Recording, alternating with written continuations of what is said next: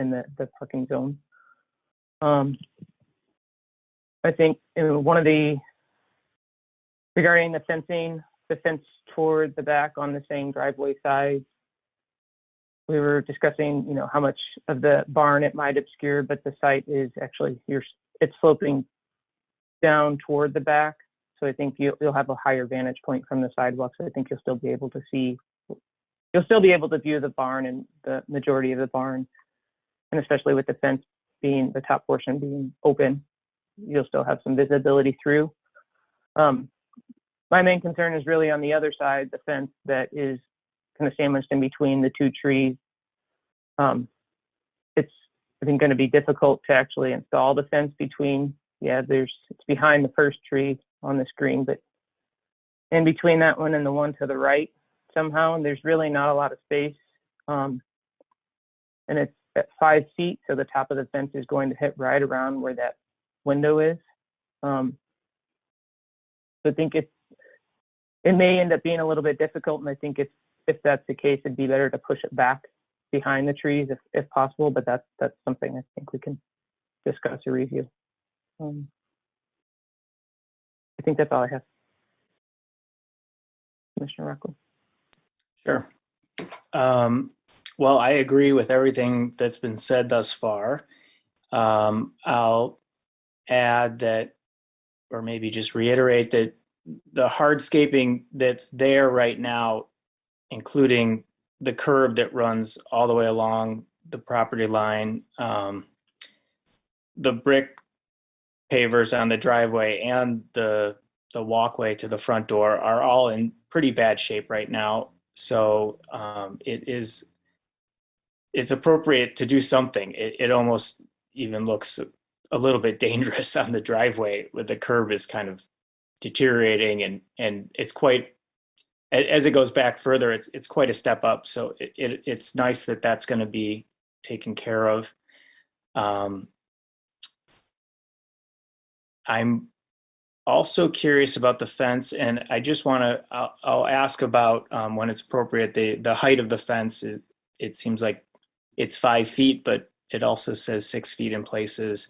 And then I'm not entirely sure, based on the drawing, what fence will be removed and what fence will remain. So I'll also have a question on that. And then my last comment is that if you do it does feel like a lot of hardscaping right in that one area.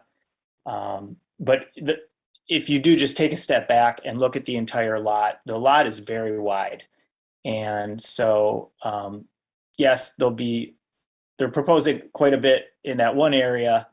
The entire lot is very wide. And so if you sort of look at it, the entire width of the lot, it maybe doesn't seem like that much. So that's it. Thank you, Commissioner Rockland. Would the applicant please unmute your microphone, turn on your video if possible, and provide your name and address for the record? Hi, I'm Rebecca Shaw, the owner of the house, and the address is 541 3rd Street.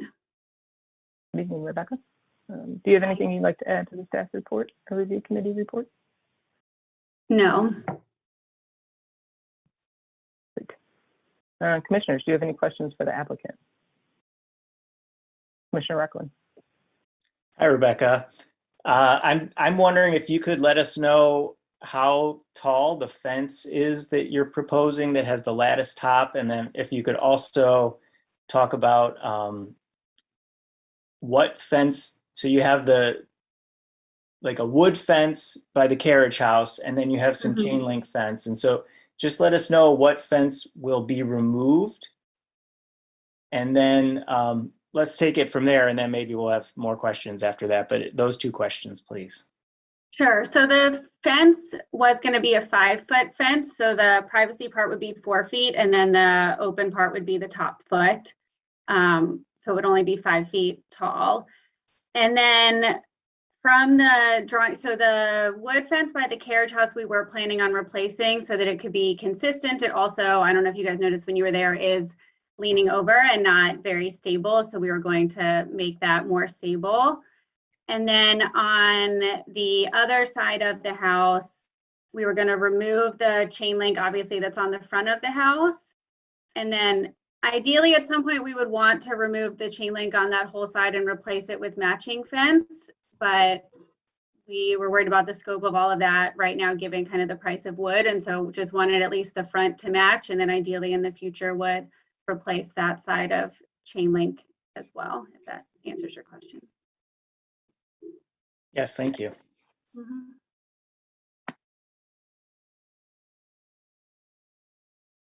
Any additional questions for the applicant?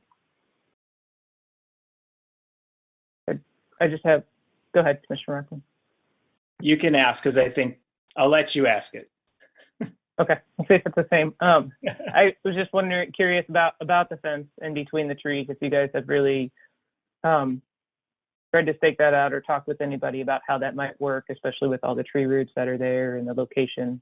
If you can just, Yeah, we discuss have that a had little bit. actually 3 different landscape companies come out to give us ideas about where to place that fence. And that was actually where all 3 companies agreed that there would be space to fit the fence in between the trees and in front of the window there. okay. So it'll be placed in front of the window or about right where the window ends. Correct. Any additional questions, commissioners? Seeing none. Excuse me. Move on to the public hearing for this item. This is an opportunity for persons to speak up to 3 minutes about this application at 541 3rd Street. Public comment may be made by calling 877-853-5247. This information is also displayed on the meeting agenda and the video feed. In order to electronically raise your hand after dialing into the meeting, please press *9 on your phone. Kristen, do we have any callers? No callers have indicated. We'll close the public hearing portion. Would any commissioner like to make a motion on this application? Commissioner Quijano? I move that the commission issue a certificate of appropriateness for the application at 541 3rd Street, a contributing property in the Old West Side Historic District, to pave the driveway with concrete, replace the concrete front walk with pavers, remove the chain link fence, and install a 5-foot tall wood lattice top privacy fence, and replace concrete steps leading to the rear door with the same as proposed. The work is compatible in exterior design, arrangement, texture, material, and relationship to the surrounding resources and meets the Ann Arbor Historic District guidelines for paved areas and landscape features and the Secretary of the Interior standards for rehabilitation, in particular standards 1, 2, and 10, and the guidelines for building site. Oh, Support. Moved by Commissioner Quijano, seconded by Commissioner Beeson. All right, is there a discussion on the motion? Commissioner Rockland. I have a question for staff about the wood fence that's adjacent to the carriage house. Do we know how old that is, and is that a newer fence that we can be okay with removing? I can show you a picture, but I can't tell you how old it is. Well, if the picture's from the 1947 aerial, then I can guess. I don't see it in 1947. Okay, good. Let's go back to that. Looks pretty modern, if I recall correctly. Yeah, it was just a board Yeah. privacy fence, panels. There it is. It's got a lean to it.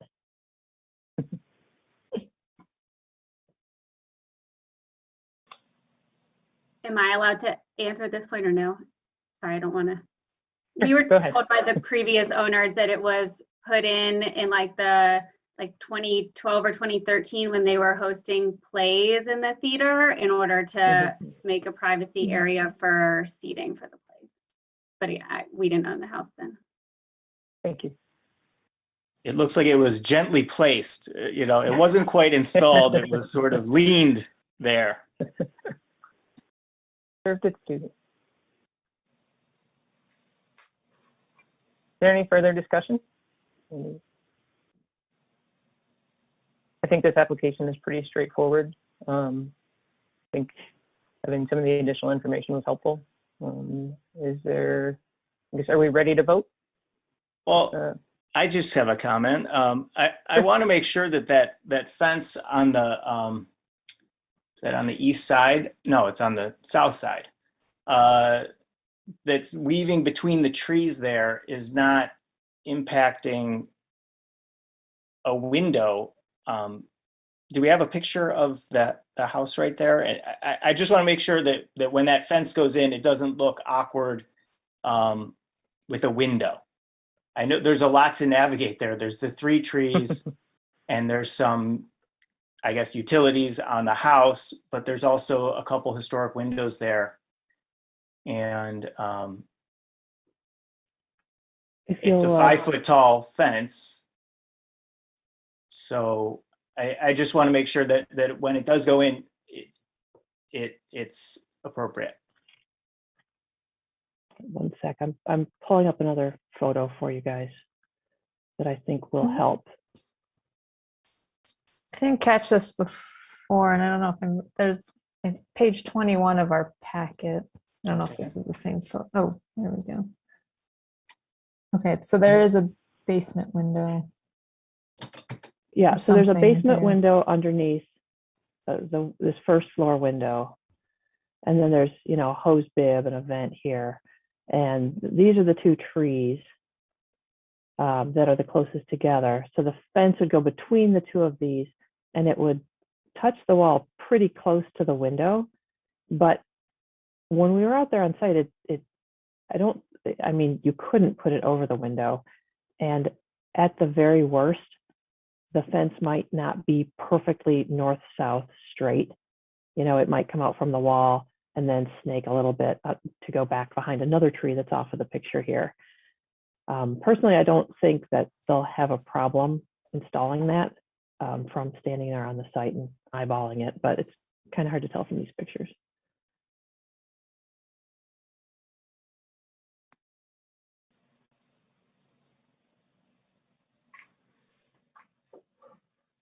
I think, Commissioner Rockland, to your point, are you, and we discussed this a little bit, are you concerned that that location will obscure the window or just because it's immediate adjacency?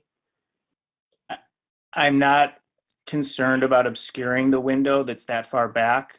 I'm concerned about making sure that the fence doesn't butt into the window opening itself, because I feel like that would just be unnecessarily awkward for a feature like that. So as long as it goes on one side of the window or the other, I'm okay. I mean, it doesn't really say anything about it in the packet. And I don't know if maybe the owner could chime in and say how they feel about it. And that might be enough. But Rebecca, do you have a comment on it? Yeah, so I don't know if you can see kind of where the green, next to the like white hose that's coming out, there's a green plastic piece there that was used to hold a hose at some point, but has since broken off. And so that would actually be like removed. And that when we have gone out there with like a tape measure and stood the distance of where the fence would be, that it lines up just kind of like at like the back part of that, and that there is space in between the window and where the fence would be and missing the trees. And we've had no issues fitting like a tape measure when we've been doing that through that space and not hitting anything. Very good. Thank you very much. You're welcome. Any additional discussion items? Are we ready for a vote? Right. All of those in favor of the motion, please say yes. Yes. Yes. All of those opposed, please say no. The motion carries. Your application has been approved. Please note that you must apply for any required permits from the city before beginning your project. Thank you. Thank you. Now move on to item F2, 118 East Washington. Ms. Thatcher, will you please give the staff report? Yes. Just one moment.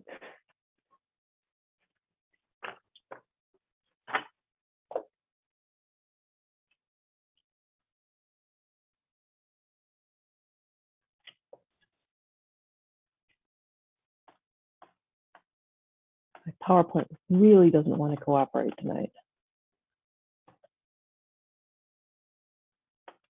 There we go. All right, so 118 East Washington Street is in the Main Street Historic District. And it's a two-story brick commercial Italianate building. Was constructed in 1876. Features segmented arches, stone trim pilasters, and 1/1 windows. The first occupant was Ernestine Rome Millinery. The site's on the south side of East Washington between South Main and South 4th Avenue, and the applicant is seeking HDC approval to install a 20-inch by 28-inch pedestrian scale bracket sign at the entrance to the upper level business.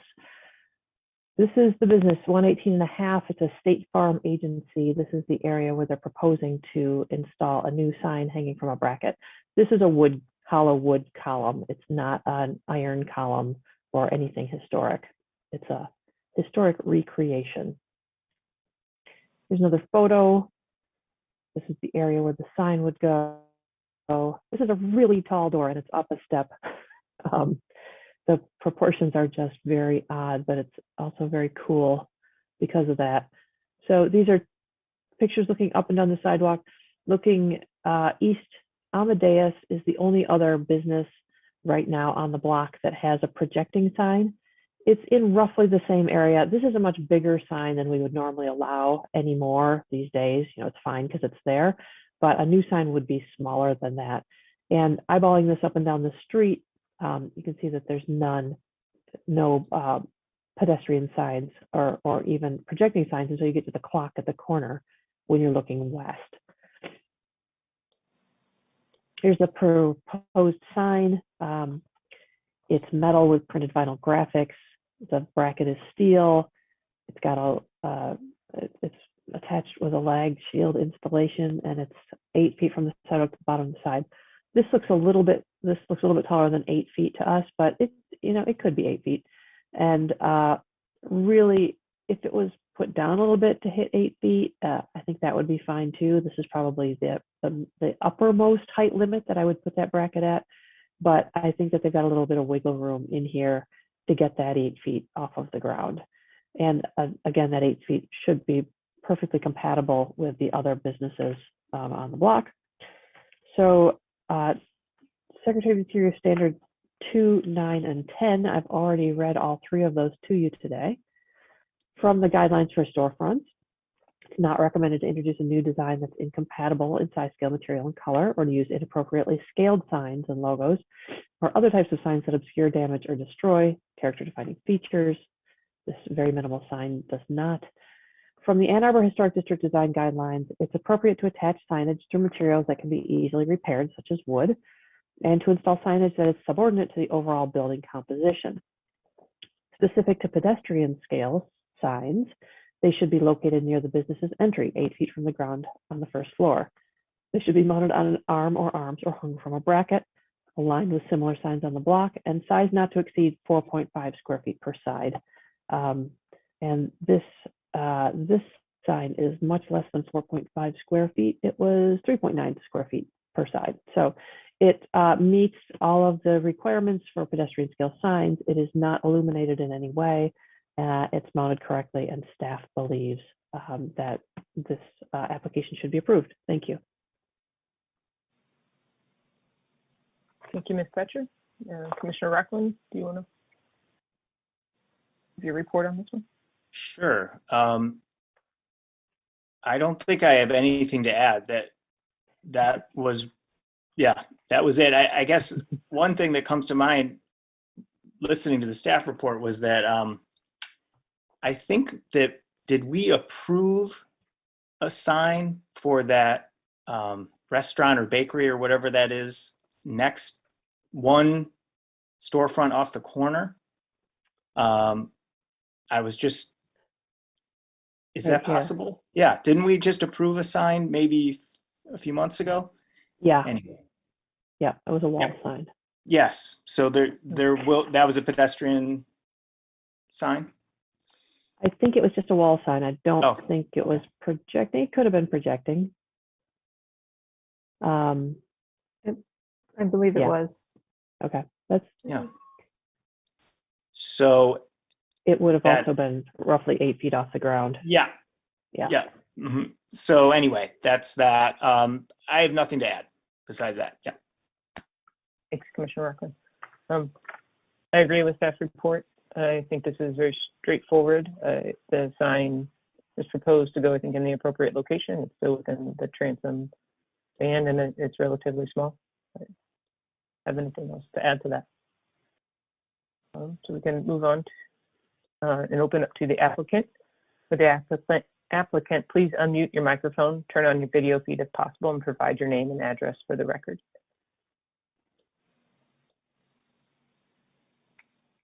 Hi there. My name is Josh Trent. I'm the agency manager for Ventura State Farm. Good evening, Josh. Welcome. Thank you. Do you have anything you'd like to add to the staff report or review committee report? I don't think so. I think the sign will keep in the character of the historic building, so we're not trying to, do anything too wild looking. There is the Great Commoner, the cafe that's one or two buildings west of us, does have a projected sign on it just the other day, as well as the T-Mobile at the southeast corner of South 4th and Washington. So yeah, similar thing, but yeah, we appreciate it. Thank you. Commissioners, do you have any questions for the applicant? Any? I will, go Actually, ahead, Commissioner West, sorry. so I've got a quick question for staff and actually for the commissioners as a whole. So if this signage is in compliance with the guidelines, why couldn't staff, and as a new commissioner, why couldn't staff just have approved this signage? At this point in time, staff doesn't approve any brand new signs on buildings. I can approve signs that are replacements of existing signs, as long as they're the same size or smaller and, meet our other design guidelines. But since this is a brand new thing, this new pedestrian sign, all of those come to me the first time. So is this, and I guess this isn't really necessarily, obviously, specific to this current case, but maybe this is something we could talk about in the future, that if there's new signage that complies with or conforms to the guidelines, why staff just couldn't go ahead and approve it. Maybe we could talk about that on another agenda or the next time we're amending the staff approvals list or whenever you'd like. Yeah, I mean, just throwing that out there, like when we have our kind of like annual kind of meeting, just commissioner meeting, just a thought. I'll add it to the list. Thank you. Yeah. Thank you. Thank you. Thank you. I feel like most signs are trickier than this one in particular. Yeah. I mean, this sign is seems like it's really hitting the standards, quite well. There's no illumination on it, which is sort of unique. I feel like almost every sign we see has illumination, which adds, complications with, where they're putting the box and, and all that. So anyway. Well, clear enough. Yeah, Worthy I mean, to talk about though. Yeah, but in these cases where it seems to be a slam dunk, and I feel like I trust staff enough that if there's something that would kind of like veer off, that they would kick it to the commission. Just like I said, just a thought. Agreed. No, that's a very good point. Thank you.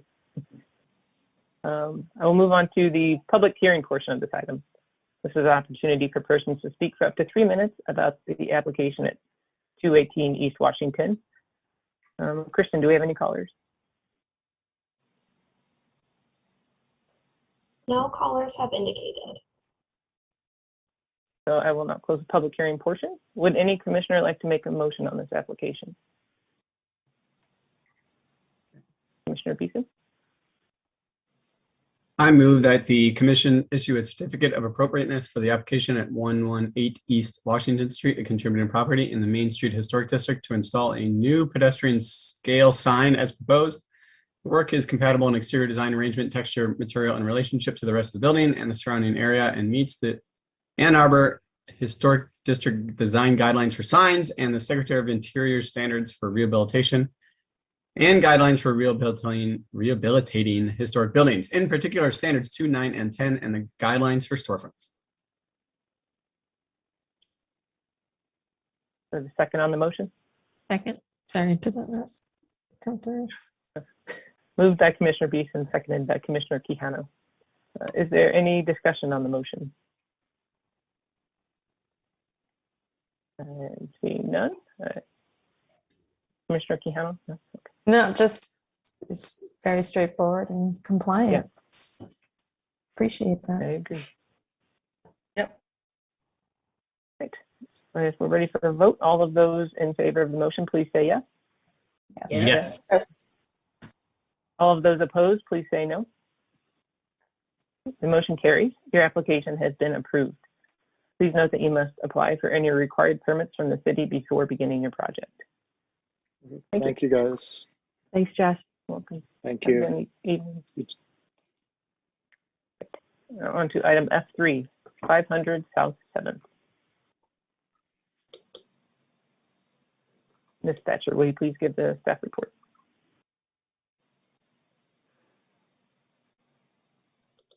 Yes. 500 South 7th is in the Old West Side Historic District. It's a two-story craftsman that features tan or yellow scored brick on the ground floor, a full-width front porch, and prominent chimney on the south side. Has a pedimented front porch roof, side-facing gables, and a wide, shallow shed dormers facing the street and rear. These are the shed roof is extremely shallow. It's an interesting feature, I suppose, just to gain them another foot here for these, I guess you call them wall dormers, but it's a very interesting, unique feature to this house and only a few others on the Old West Side. House was first occupied by Walter and Emma Kurtz in 1923.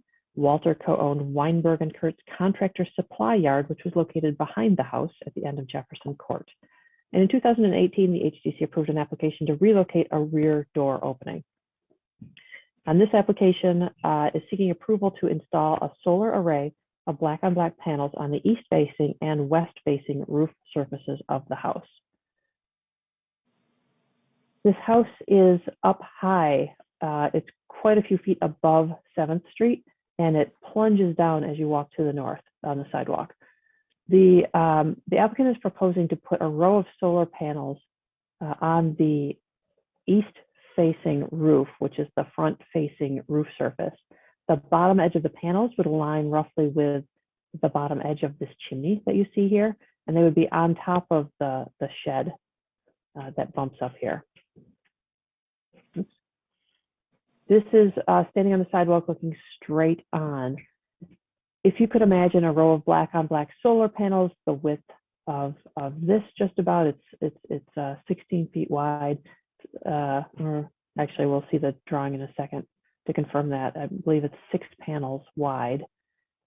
The rear face of the roof will also be covered with solar panels, but what kicked this application up to the commission is the front-facing ones. If it were just the rear-facing ones, it would be staff approvable, but they really needed the extra row in order to get the amount of power generated that they want. This is on the sidewalk, walking to the north, a little bit downhill. From this angle, you might, you'll see a little bit of the edge up here, but they really have a height advantage, I guess you would say, on this lot, it being at a high point, and I think that'll make the panels much less visible. This is a shot from across the street at the corner of West Jefferson.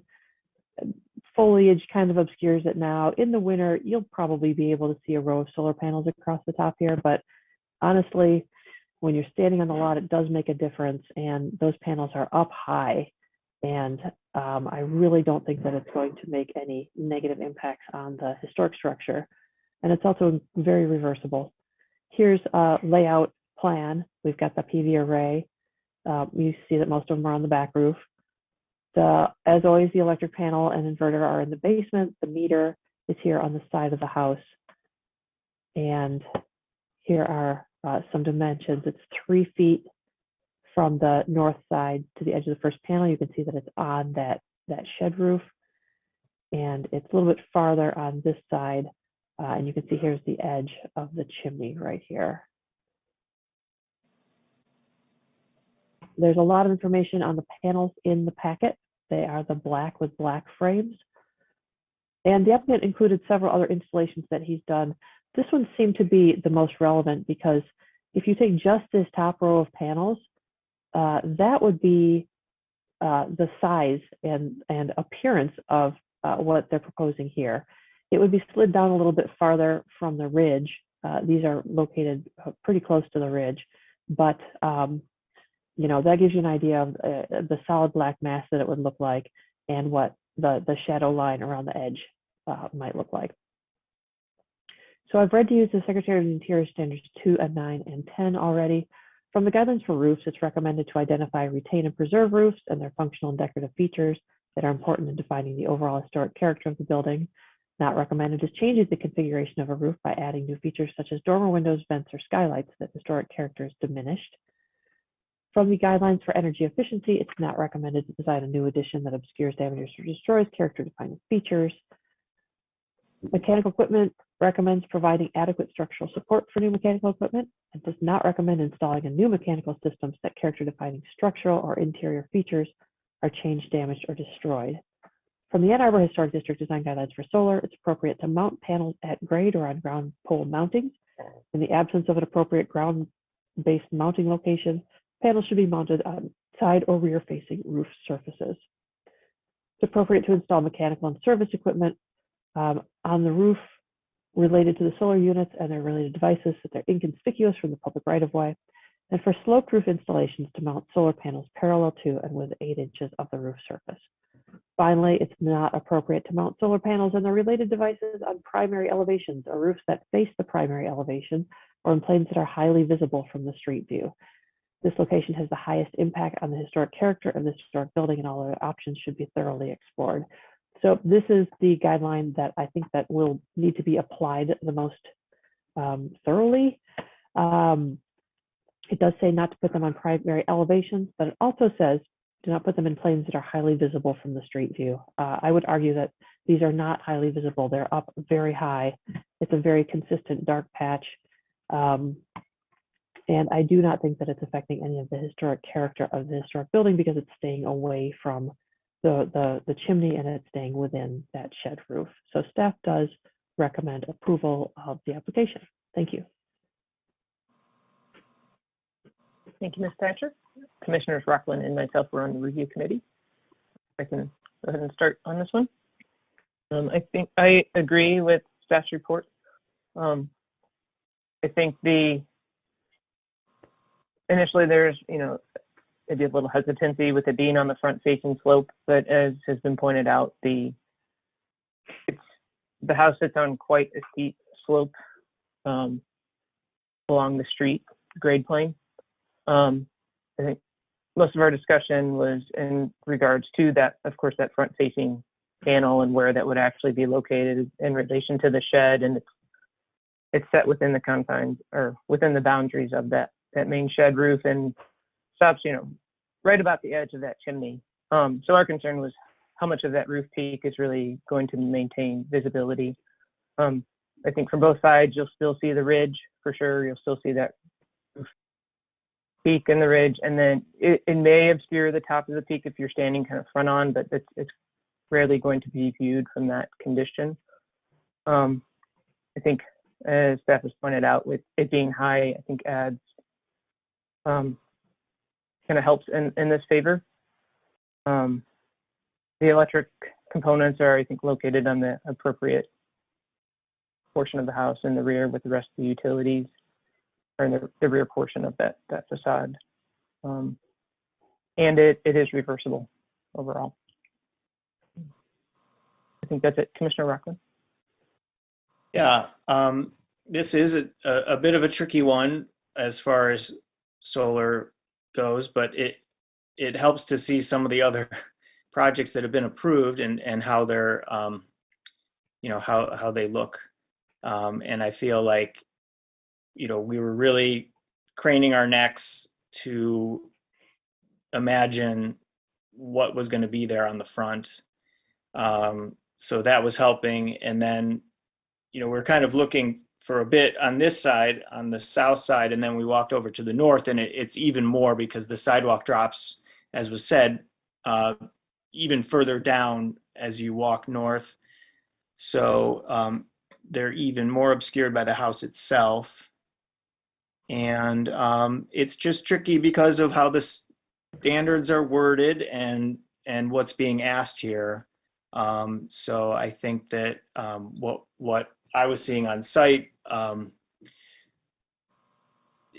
it seemed like the design at least took care with where the panels were placed, and that they were all on the shed part, and they were down from the ridge a good 18 inches, which I think does help in this case because it won't obscure the ridge as much, which maybe would be an issue. So that's my report. Thank you, Commissioner Rockland. Would the applicant please unmute your microphone, turn on your video if possible, and provide your name and address for the record? And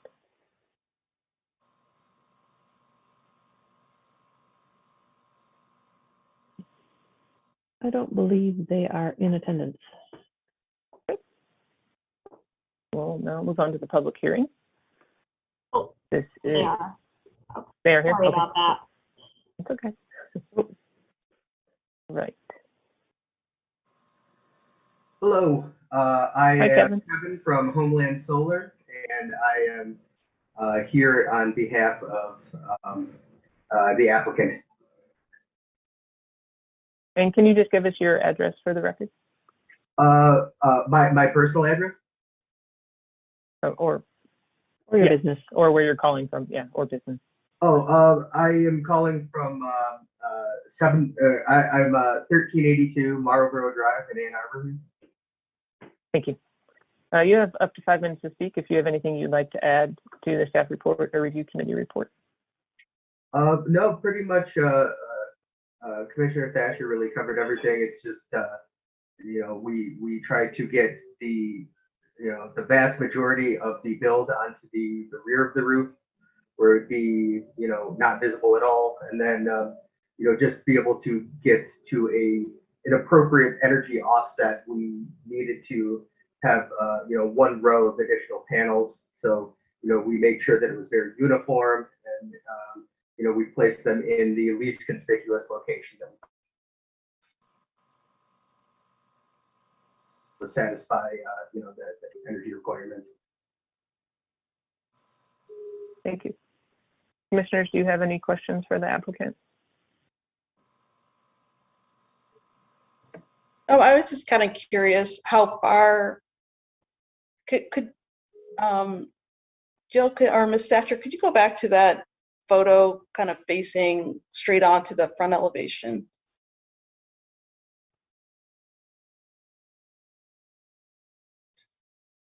Okay, so you've got this kind of, I guess, like shed roof piece. So the panels would be kind of pushed towards the very back edge of the Yeah, ridge? they're going to be offset about 18 inches from the ridge of the roof downwards, and Gotcha. you know, they'll obviously be mounted centered on that the shed roof section. Gotcha. Okay. Thank you. Any other commissioners have questions? I'll move on to the public hearing portion for this item. Kristen, do we have any callers for the public hearing? No callers have indicated. We'll now close the public hearing portion of the application. Would any commissioner like to make a motion? Commissioner Quijano or Oh, I saw your hand. Commissioner Fortner can run with it. That's fine. Okay. Okay. Go for it. I move that the commission issue a certificate of appropriateness for the application at 500 South 7th Street, a contributing property in the Old West Side Historic District, to install a black-on-black solar array as proposed. The work is compatible in exterior design, arrangement, texture, material, and relationship to the rest of the building and the surrounding area, and meets the Secretary of the Interior standards for rehabilitation and guidelines for rehabilitating historic buildings, in particular standards 2, 9, and 10, and the guidelines for roofs, energy efficiency, and mechanical systems, as well as the Ann Arbor Historic District design guidelines, particularly as they pertain to solar installations. Second. Moved by Commissioner Fortner, and I believe seconded by Commissioner Beeson. Is there discussion on the motion?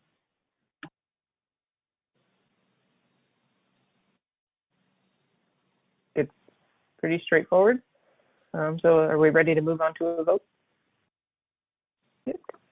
All of those in favor of the motion, please say yes. Yes. Yes. All of those opposed, please say no. The motion carries. Your application has been approved. Please note that you must apply for any required permits from the city before beginning your project. Thank you very much. Appreciate it. Thanks, Kevin. Thank you, Kevin. Right, now on to item F4, 552 5th Street. Ms. Thatcher, will you please give the staff report? Yes. 552 5th Street is in the Old West Side Historic District. It's a two-story gable fronter that features cornice returns, a gabled wall dormer on the south elevation, and a full-width stone front porch with tapered round half columns. It first appears in Polk City directories in 1918. It's at the northwest corner of 5th Street and West Madison. And this is an application to install a gas meter on the north side elevation, 4 feet from the front corner of the house. So we got Madison on this side. It fronts on 5th Street. These, obviously, both of these sides are fronts where it wouldn't be appropriate to put a meter. This is the location that they've chosen to place it. I think you'll see why in a moment. This is that front corner of the house, meter location between the hose bib and the basement window right here. So on this house, what you don't see, and I don't have a good picture of, is behind the house is a garage, a one-car garage, and it's been attached to the house. And then on the entire side yard side is a large, lovely deck. And really, this is the only piece of wall on the entire foundation that's available to put a meter on if you want to stay away from a front-facing elevation. This was from the review committee, and I threw this in here. This is a blurry aerial photo. This is the location where the meter would go. You can see the large deck here. This is the one-car garage, and then it's got an attachment to the house. So it's now an attached one-car garage. So you don't want to put a meter along the driveway where cars are going to be parking, leaving the area that they've chosen. So from the Secretary of the Interior standards numbers 2 and 9 and 10, I've already read all of those to you. From the guidelines for mechanical system, it's recommended to install a completely new mechanical system if required for the new use. So it causes the least alteration to the building's floor plan, the exterior elevations, and the least damage to the historic building material. These are, again, tonight's meters are the post-mounted ones that are not hung onto the wall of the house. It's also appropriate to attach mechanical equipment in such a manner that historic materials and features are not damaged or obscured, and to install mechanical equipment and wiring in locations on the roof, rear elevations, or in alleys so they're not visible from the street. Staff does recommend approval of this application. Thank you. Ms. Fetcher. Commissioner Rockland, do you want to give your report for the review committee? Sure. Well, I agree with that very thorough staff report. This seems like actually a good option compared to some of the other ones we've had to review. So, I mean, it's 4 foot back from a corner. You know, it seems like good relative to some of the other ones that have been on, fronts or in, where there's cut stone foundation or something like that. So just the one question I'll ask when it's appropriate is why couldn't the meter be on the other side of the window, maybe further away from the front? And I'm sure there'll be a good reason for that, but it'll be nice to hear it. So that's it. Commissioner Rockland.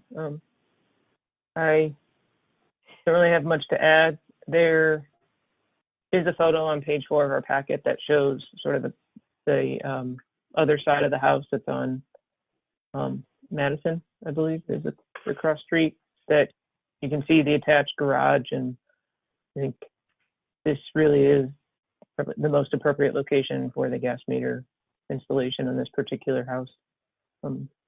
I agree with staff's report and Commissioner Rockland.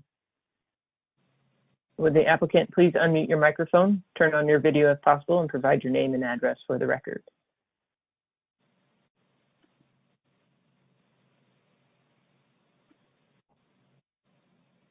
We have our applicant, but they're on mute. If you could unmute your microphone.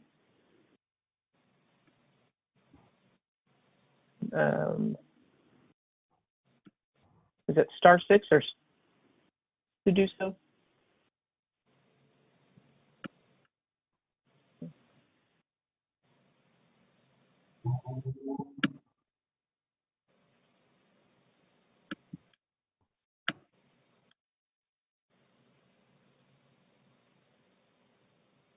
We're not able to hear Prem. Mohammed, I just promoted you to see if you want to take over. If there are any other DTE folks waiting in the queue, please raise your hand. What's the shortcut for that, Kristen, so that we know that they're here for DTE? *9 to raise your hand, or hit the raise your hand button if you're on your computer. Okay, great.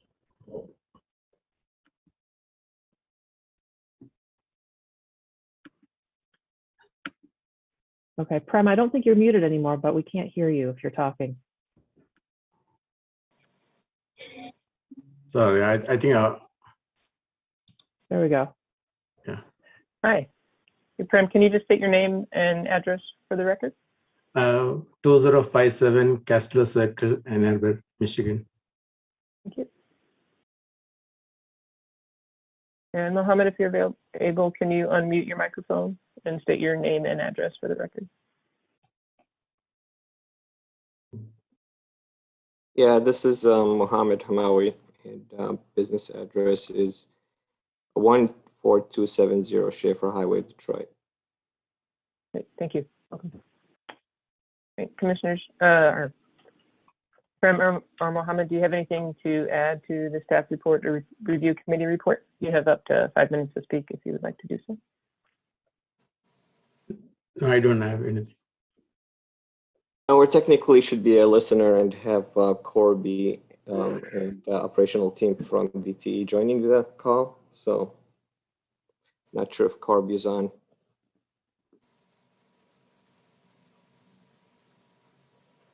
Did we lose Joe? Oh, No, I'm here, but there are a couple of people in the queue that we can't identify you because one is a phone number and one is a 313 phone number and the other is U03948. We can't promote you unless we know that you're an applicant for this. If you can hit 552 5th Street. And Kai Soros is a project manager from Kobe. He should be there, I think. Kais, if you can hear us, can you hit *9 on your phone? Or if you're not on your phone, you should be able to push a button when hovering over your name that says raise your hand or something like that. All right, those folks might not be here for DTE. They might be here for another application. All right, so Prem and Mohammed, neither of you know whether the meter could be pushed farther back or not.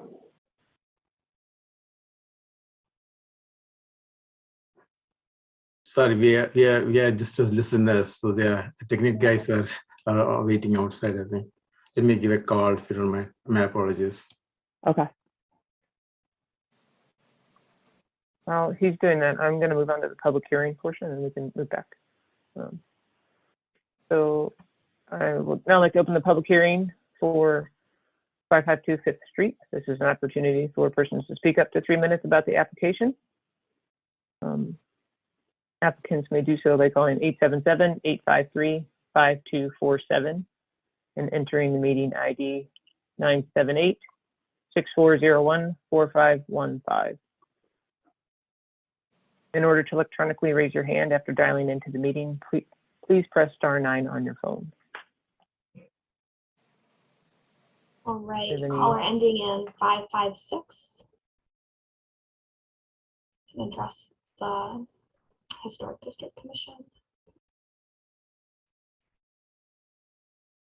And you can press *6 to unmute your phone. Perfect. Hi, this is Joe with Corby. Hi, Joe. Hi. Yes, we can get that meter back further towards between the window and the door. Okay. Okay. Give me Is just there a reason you didn't propose that in the first place? Devin was the one that did that. He's no longer with us. I have taken over his spot. Okay. And I went back and reviewed it. Okay. The farther you can push it back, the better. Yep. I would just ask, do you have any more kind of, rather than we can push it back, do you have a specific range of footage? I did not measure it, but it's probably going to be close to 12 feet back off the front corner. 12 feet. Okay. So I guess I'd say Ms. Thatcher, could the commission ask for kind of a range based on the applicant's kind of idea on how far he can put it back or push it back? I think that his verbal statement in the meeting is probably good enough, since we know it's not going to go as far as the door, and any farther back is going to be past that window. Okay. I mean, you could add something to the motion if you didn't feel comfortable doing that, but we're not talking about a huge space here. Okay.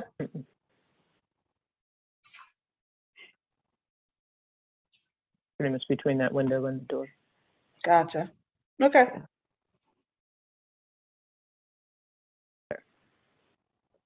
I just want to close the loop on the public hearing. Kristen, do we have any other callers indicated? No other callers. We'll close the public hearing. Commissioners, do you have any other questions for the applicant? All right. Would a commissioner like to make a motion on the application?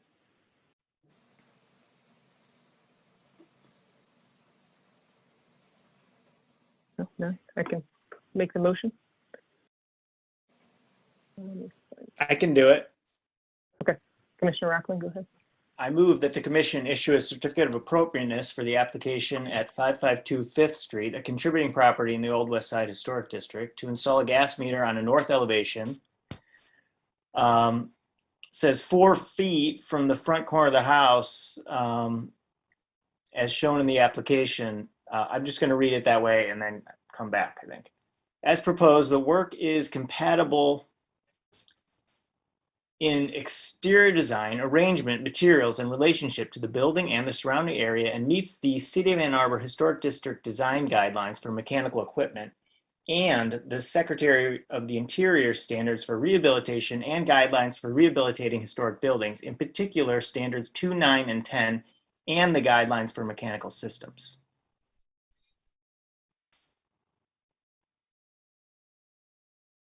Moved by Commissioner Rockland. Supported by Commissioner Quijano. Is there discussion on the motion? Discuss the 4 foot from the front, 4 feet from the front corner of the house. Right. Yeah. I mean, further back is better. I just, Mhm. I don't know if we're gonna cause issues being more specific. If Corby is telling us it can be 12 feet back, then I guess we're free to intervene by changing the motion here. Mhm. But I wasn't sure. There's a preference from the homeowner. Sure, I mean, there could be a technical issue, there could, but Yeah. Corby's saying that there's not, there could be a preference from the homeowner.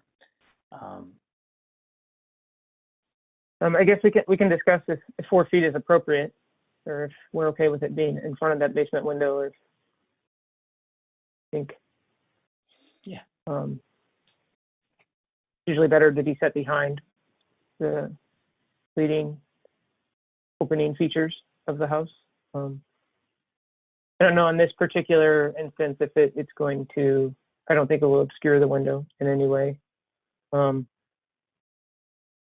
if it would be any less visible between the door and the window.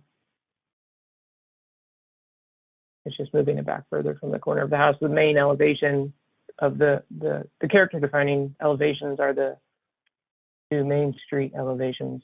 I believe that's where you really mostly view the house from, and it'll be post mounted, it'll be reversible, it'll be like set low usually.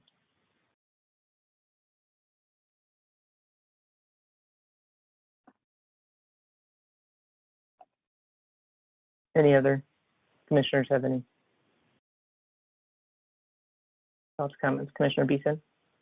Yeah, I would just concur with what you said, Commissioner Epperson, that, you know, if it can go back and it doesn't obscure, and even in the front, it's not really obscuring much, you know, the preference is always further back. That way it's not kind of a visual thing that detracts from any of the character defining features. So I'm apt to move it back, but at the same time, we don't know what's going on inside the house, and the homeowners may have a distinct preference.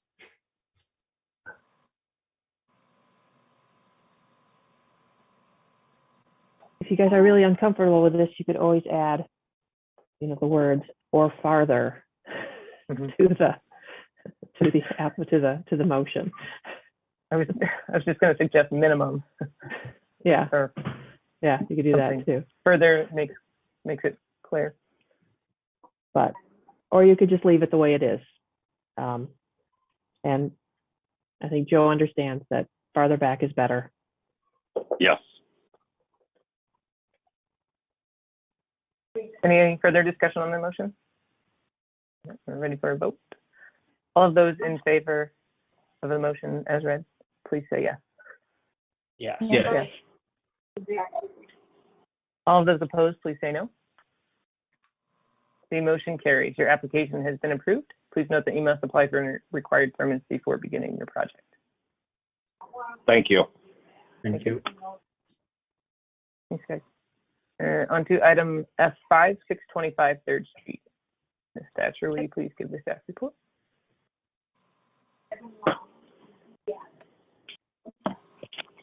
625 3rd is also in the Old West Side Historic District.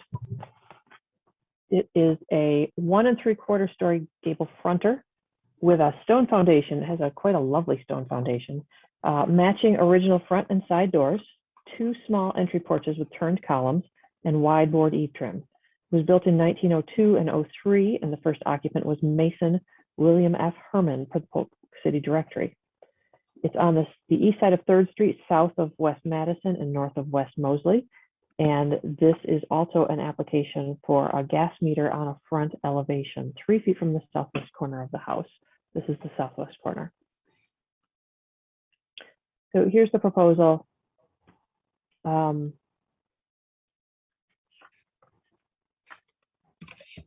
There's an existing valve and regulator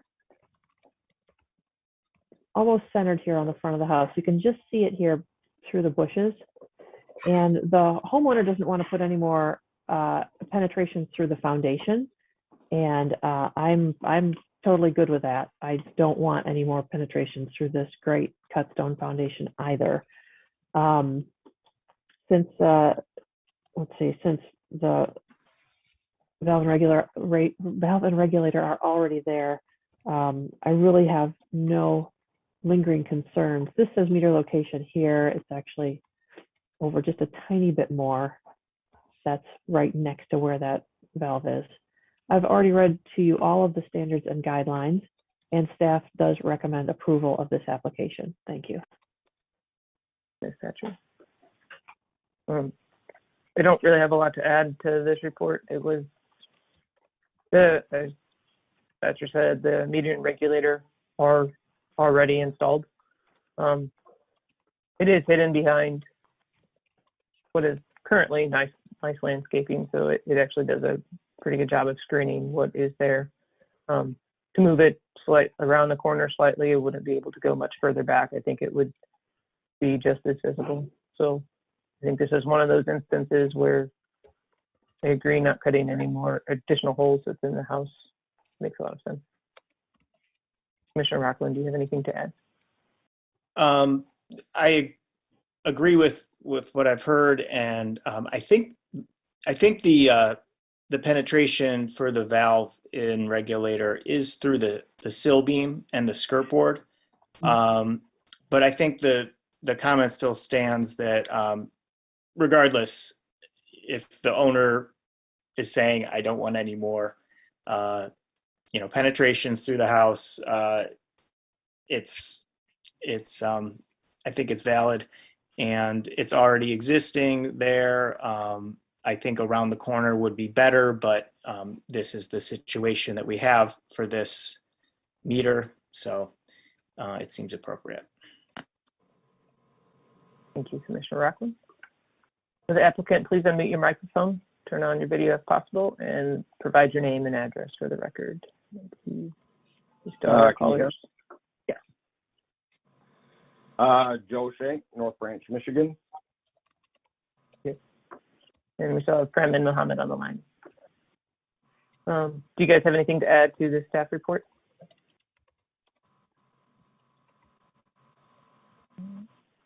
Not from me. Okay. Looks like we also have Eric Curtis. Can you just unmute your microphone and state your name and address for the record? Can you guys hear me? Yeah. Yep. Hi, Eric Curtis, DTE, Milford, Michigan, 3190 Lake Drive. Thank you, Eric. Do you guys have anything you would like to add to the review committee report or staff report? Okay. Commissioners, do you have any questions for the applicant? I just have one, and I think we've covered this in previous gas meter applications, but can you give us an indication of how high the meter would be mounted? And if it can be mounted below the skirt board the wood water table?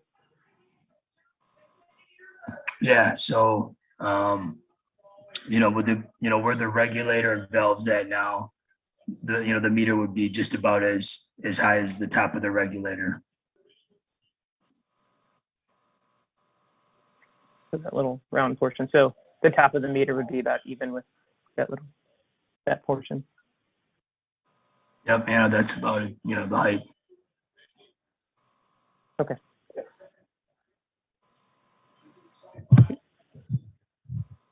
I would like to open the public hearing portion for this item. Kristen, do we have any callers? Just a reminder to please press *9 on your phone if you'd like to make any comment about 625 3rd Street. No callers. Close the public hearing portion. Is there a commissioner that would like to make a motion? Commissioner Beeson? All right. I'd like to move that the commission issue a certificate of appropriateness for the application at 625 3rd Street, a contributed property in the Old West Side Historic District, to install a gas meter on the front elevation 3 feet from the southwest corner of the house as shown in the application. As proposed, the work is compatible in exterior design arrangement materials in relationship to the building and the surrounding area and meets the City of Ann Arbor Historic District design guidelines for mechanical equipment and the Secretary of Interior standards for rehabilitation and guidelines for rehabilitating historic buildings, in particular standards 2, 9, and 10, and the guidelines for mechanical systems. Second. Moved by Commissioner Beeson. Oh, please. Seconded by Commissioner Ross. Right. Is there any discussion on the motion? Seeing none, all those, we can move on to the vote. All of those in favor of the motion, please say yes. Yes. Yes. All of those opposed, please say no. The motion carries. Your application has been approved. Please note that you must apply for any required permits from the city before beginning your project. Thank you. Thank you, guys. Now on to item F6, 633 5th Street. Thatcher, will you please give the staff report?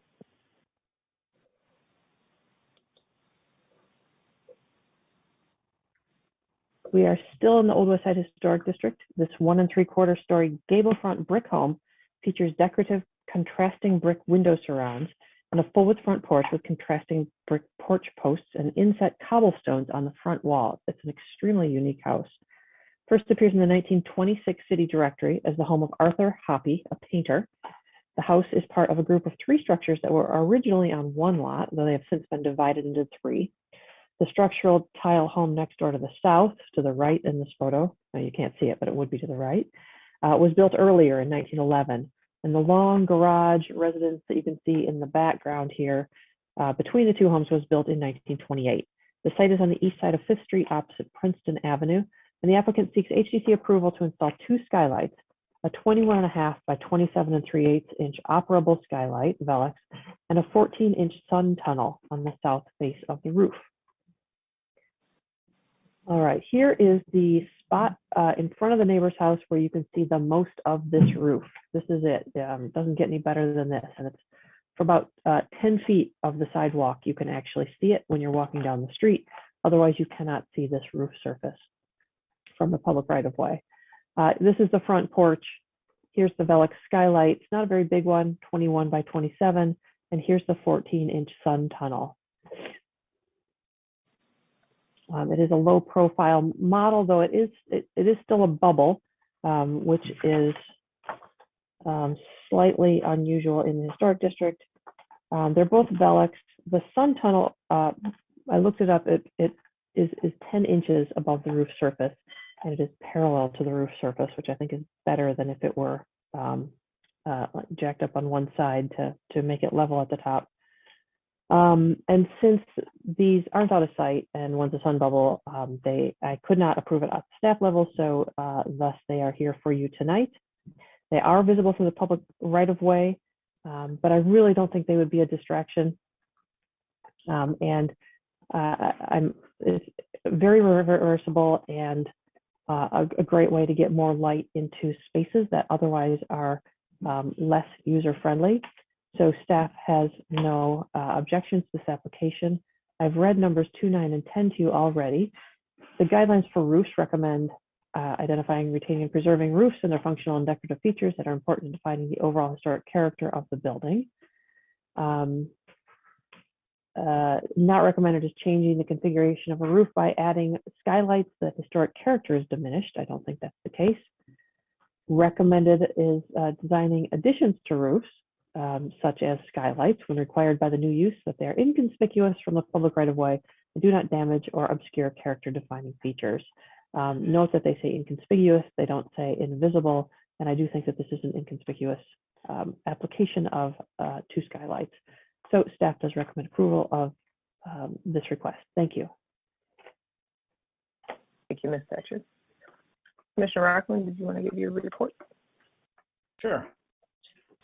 Well, I agree with the staff report. And it's an interesting group of 3 homes here. And it's, I guess, kind of on the edge of the historic district, but they are quite unique. This home seems to have an addition on the back that does pop up past the 2nd story a little bit, and you do see that from the sidewalk. I think you'd probably notice that more than you'd notice the sun tube and the skylights, which I do think they'll be pretty inconspicuous. It is on the driveway side, so you will see it more than if they were on the other side. But that also is the south side, so it probably makes sense to put them there. And yeah, I think that's the report. Commissioner Rockland. I think it's a pretty straightforward application. I think this is the most, the best location for the skylights on this roof plane. They will be, as has been stated multiple times, pretty inconspicuous. You'll still see them from, the portion of the sidewalk as you're walking by from the south side, essentially from across the street at certain points, but for the most part, especially if you're standing in front of the house, you won't even notice them or see them. There's some roof vents that are already there that stand off from the roof a little bit. And as Commissioner Rockland pointed out, there's the addition in the back, so your eye is actually drawn more toward the back. So I support this application. Would the applicant please unmute your microphone, turn on your video if possible, and provide your name and address for the record.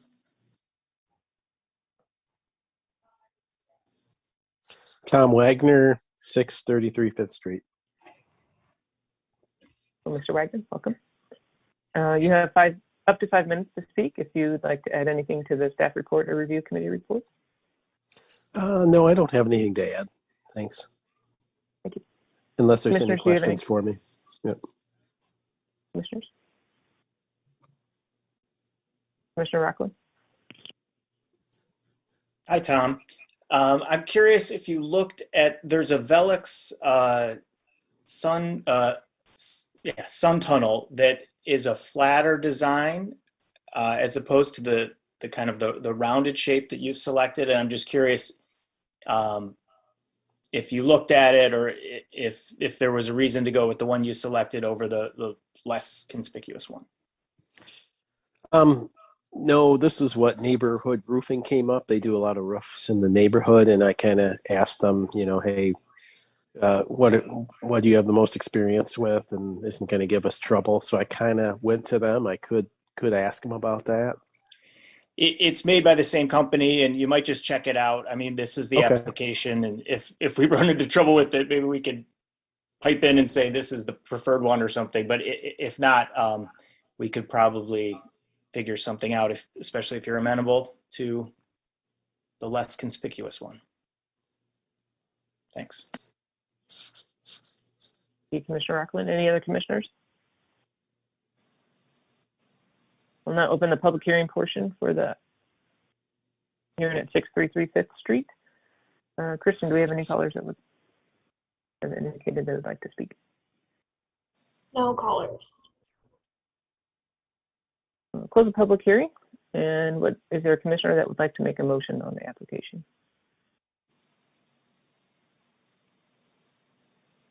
Do this motion.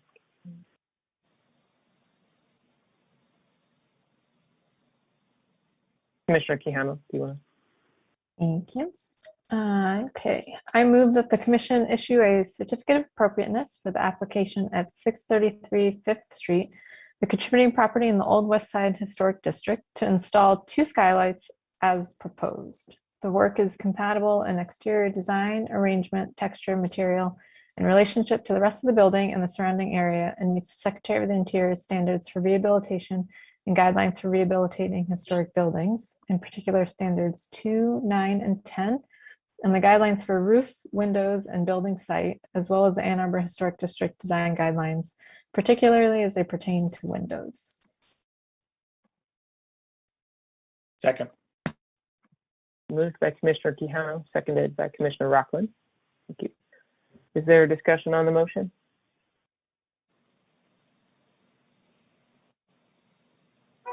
Seeing Commissioner Rockland.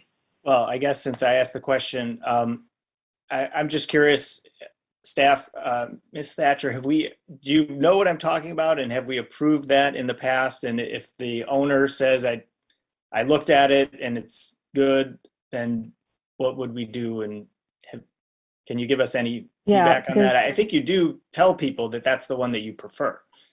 There's one, I didn't in this case. Honestly, I don't know if I just didn't bring it up with neighborhood or if I trust neighborhood too much to do the right thing because they're very good at what they do. There is one installed at the house on the west side of South 7th at the northwest corner of West Washington. That's the only one I can think of in recent memory. It's like a 14-inch square that pops up 2 inches or 4 inches instead of this far. What I think would be reasonable would be, if you're inclined to approve this application, if Mr. Wagner is okay with asking neighborhood if they can install the other one instead. I don't know if it costs more or less, but certainly substituting a lower profile for a higher profile, Sun Bubble is not going to trigger any, additional HDC review. I would just look at it and say, great, when I sign off on the building permit.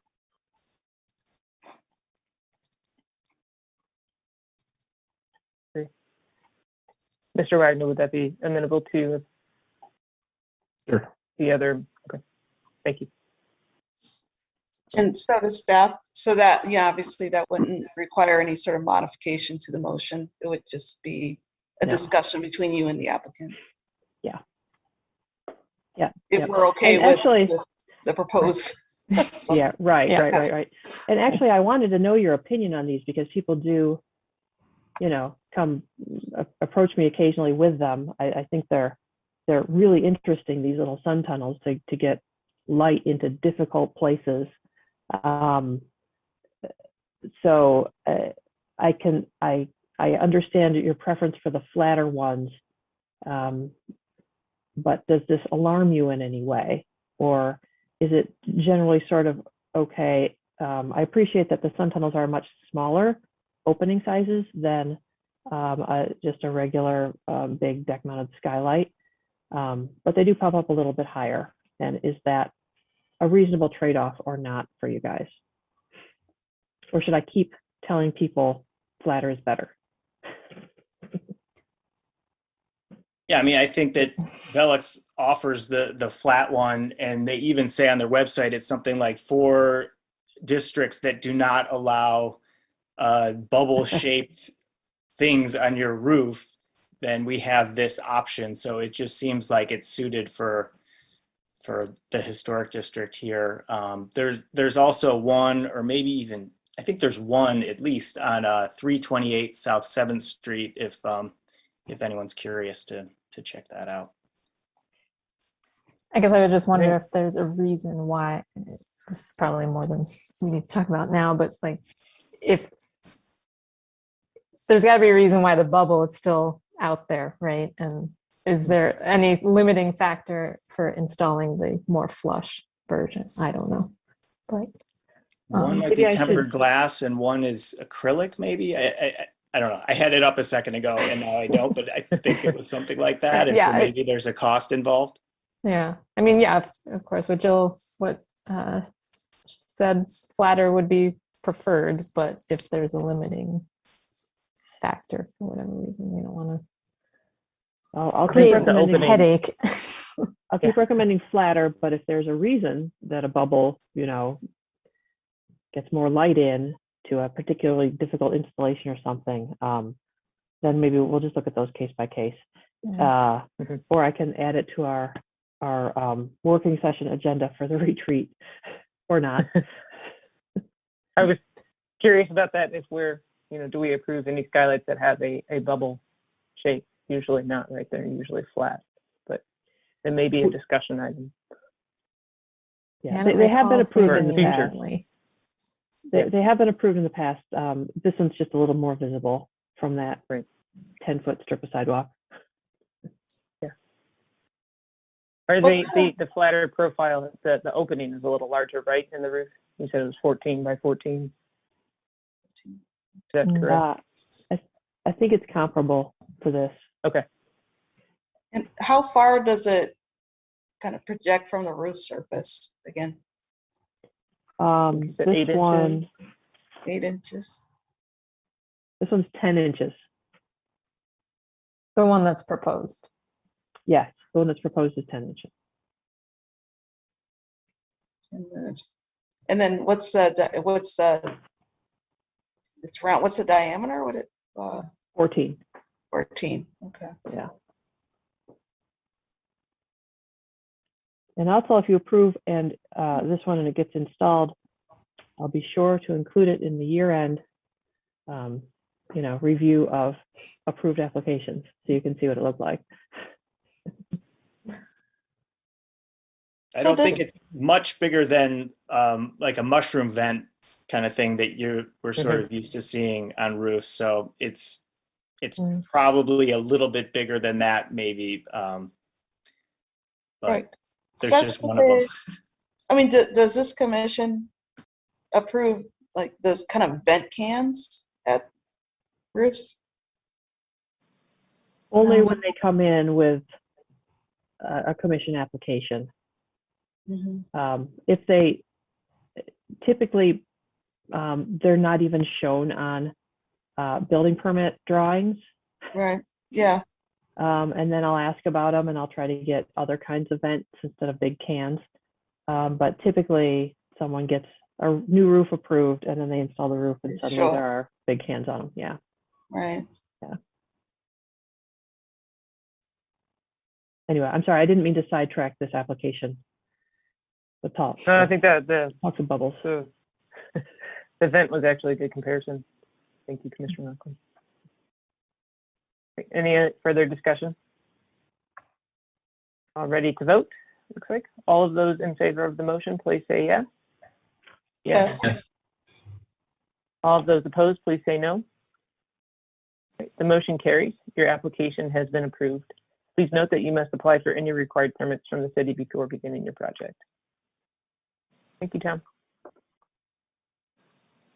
Thank you. On to, thanks, Tom. See, we're on F7, 111 Crest Street. Thatcher, will you please give this?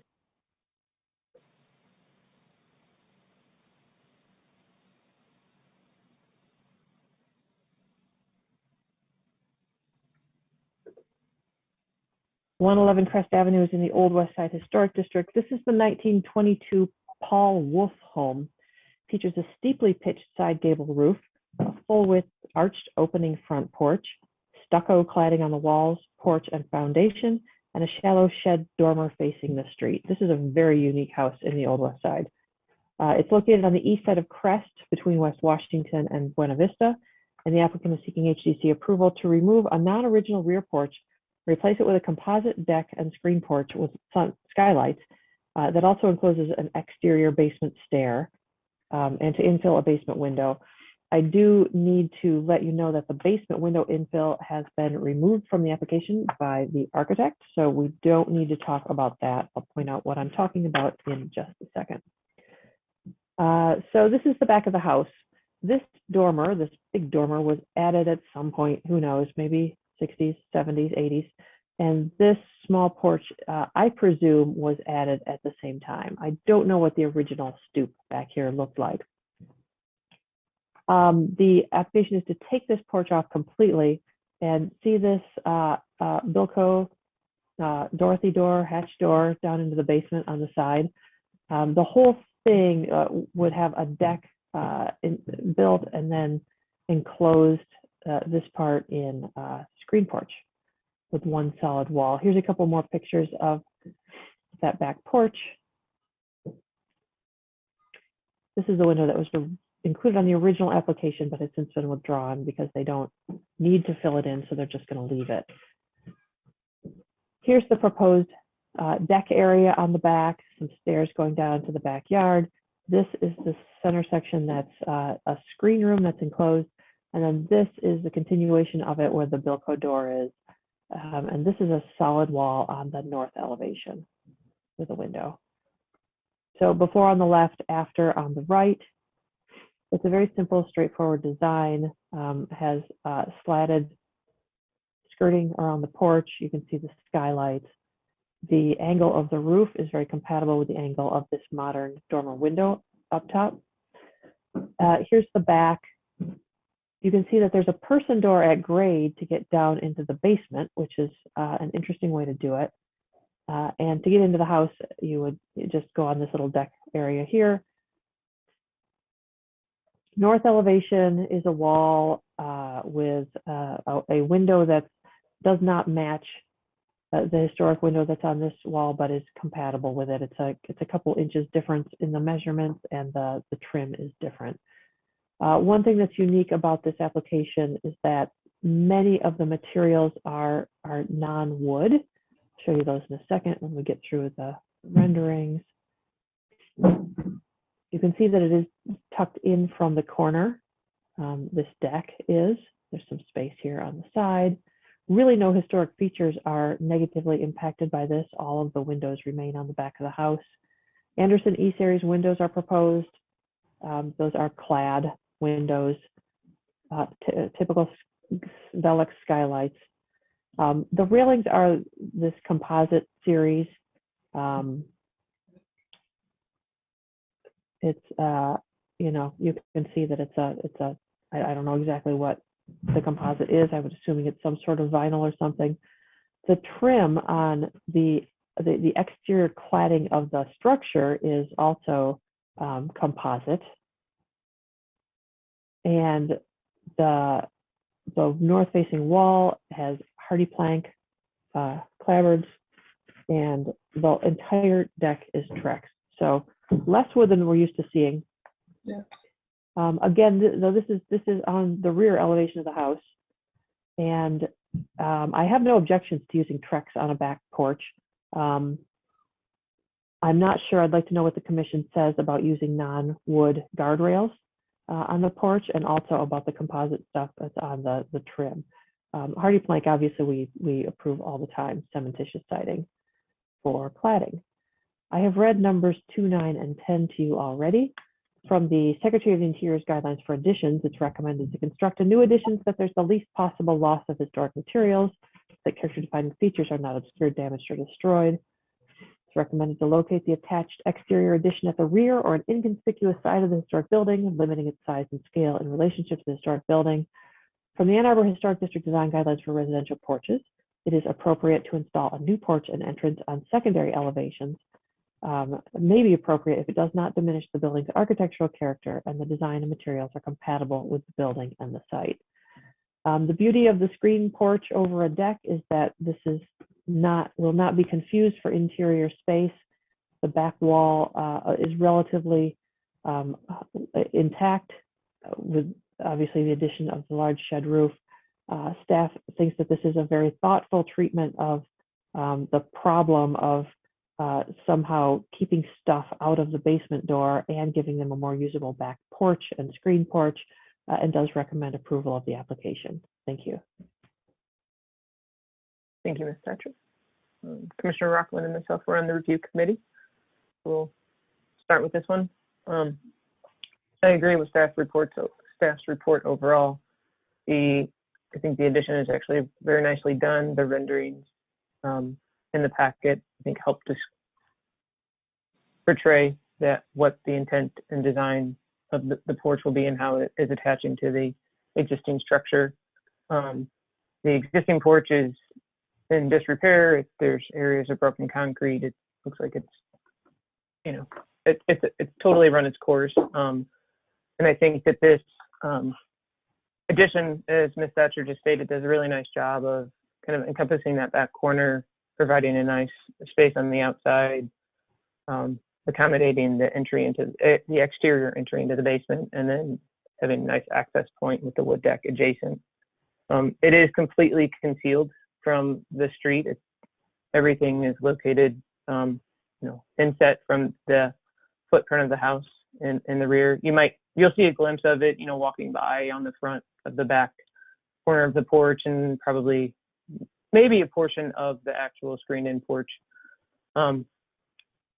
Note it does come, the extent of the porch comes out to the edge of where that Dorothy door hatch is, so the footprint isn't getting much larger in terms of distance from the house and into the backyard.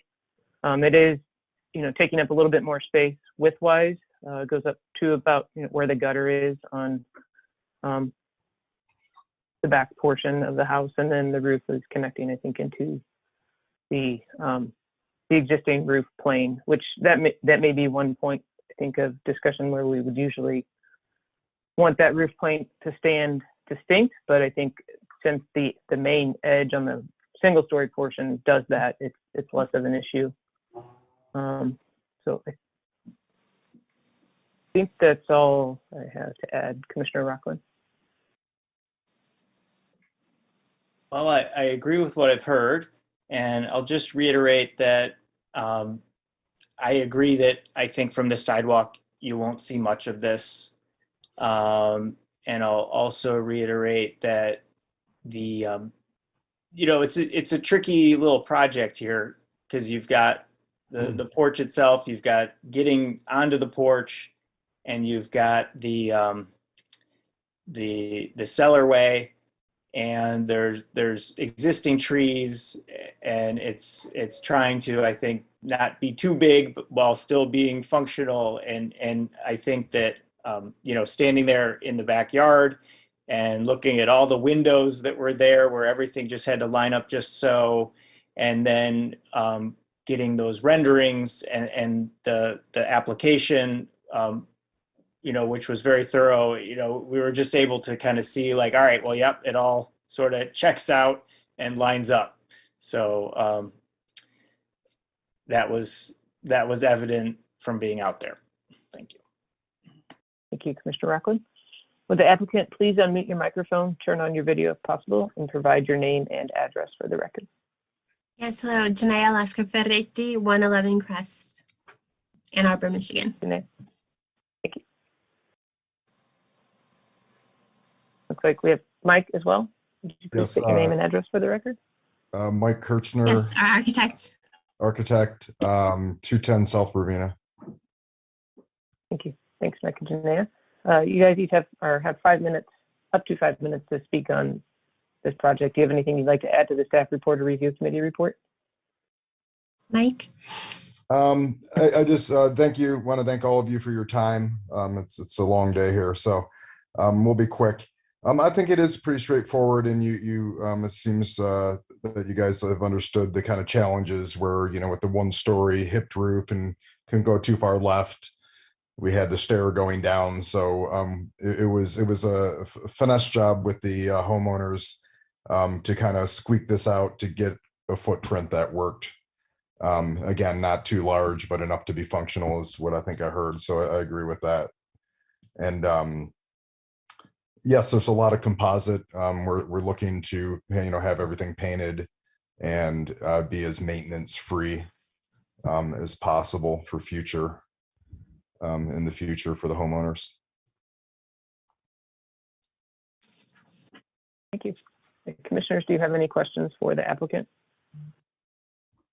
I have a couple of questions. So, and this goes to not only the kind of the railing, but the skirting. When you're saying composite, not all composite is rated equally. Can you provide a little bit more detail around what the materiality is on that? I think for things like the skirting boards and things like that, that's our intent, is to show something like that. We'd be more than happy. More than likely is going to be like AZEK, something with a smooth finish and a sharper edge or an eased edge. And we'd be more than happy, once we sit down with the contractor and get the book out, is it 3/4, is it 5/4, or 1 inch material to kind of finalize that. But the goal would be to make it look like we're showing, if you needed us to provide some additional documentation, I think at time of permit, we probably could have that for you. Right, so AZEK, that's the same materiality as the Trex decking. Yes, Right. actually, AZEK is, they got bought by the other, wood plank Trex type company. Timber Tech? Timber Tech, thank you. Yeah, Timber so yeah, it's the same kind of PVC-ish solid material, you know, Gotcha. all the way through. You paint it, if you want, prime and paint it, and it's or you just leave it in its rawest state, and it's you know, like a bright, a decent white. I don't want to use anything that looks hokey or fake or you know, from the touch and the look of it, it's going to, you know, be very similar to wood. And so that same materiality will be carried onto the railing? Or is that a different Yes, yeah. composite? The brochure thing in there that I included, I believe has, yeah, I believe it's a I believe it's a solid baluster, and then you can see the kind of cutaway of the railing there, of actually the handrail itself. So it's kind of a kit of parts, and you know, we you know, haven't really talked with Janaea and Claudia, the homeowners, you know, if a wood would be a suitable an agreeable swap out. But again, we're trying to get, you know, all of it to kind of match and be from the same companies and have the same appearance and maintenance free aspect. Yeah, it's cool. It's more so just trying to, because there's no manufacturer's information here, and it's even really hard to read. Then it's just more so trying to understand what's being proposed. I tried and tried to get that Clarity. to somehow pop better, and it got pixelated. Yeah, this is all AZEK / Timber Tech material. Okay, gotcha. Thank you. System. Any other questions from commissioners? Commissioner Rockland? Well, I don't know if it's really come up so much. I didn't talk about it, but there's the, is it the south elevation? No, the north elevation. That so sort of two of the elevations look like a screened-in porch, and then one of the elevations actually looks more like an addition. And so I'm just curious, why is that? Well, the north elevation you're looking at on the right side there with the window needs to be a solid wall, because there's the stair going down to the basement, the existing concrete stair. So we're trying to keep at least driving rain and snow and things out of there. And so it had to be kind of handled as to the ground situation versus being, you know, 30 inches up, kind of like the skirting on the other side there. And then added the window kind of as fluff, really, to break that facade up and to add some light too, so you can kind of see through the porch. Could that be swapped out for a screen with a split down the middle? It could be, but we're trying to more kind of weatherproof that. We've got the solid roof, and then the north side could be, you know, solid structure, so to speak, with screens on the rest of it. But I don't think that's necessarily set in stone. If it had to be screen, I think it would be equally as successful, just not as weather tight. So I guess it's just a follow-up to that, and I apologize if I missed. There's the portion in between the stair and the porch that says half-height wall on your proposed plan. Yes. Is that truly half-height with screen, or is that wall also solid full height? It's it'd be solid paneling on both sides, half height. Okay. And open to the stair below. Yes. Okay. Mm-hmm. So to make that room feel a little bit bigger and to have, you know, the more width spatially. Any other questions from commissioners? I do have one myself. There are the existing downspouts and gutters on the rear house. One does not look like it would be impacted so much by the addition that's on the corner of the single story, but then where the two, I'm just trying to see if there's a good image. there's two that come down right at the edge of where the addition is kind of butting into the house. What is the plan for where the downspouts would be relocated? Has not been diagrammed out yet, and that's going to be a discussion with the contractor. But yes, obviously something really needs to happen there because there's a conjunction there of several things going on. So I think an overall plan, with the roofer when they come to do the roofing and diagramming it out, and I'll help them come up with a solution that works. But yes, that's definitely something that needs to be done. Okay. Yeah, because I was trying to find a photo of especially where the one on the single story, it looks like it wraps all the way around. So it's connected to the gutters that we're seeing on the front and side portion of the house on the driveway. So if that has to be replaced, do you think that would be replaced with a gutter profile to match? Sure. So it's not.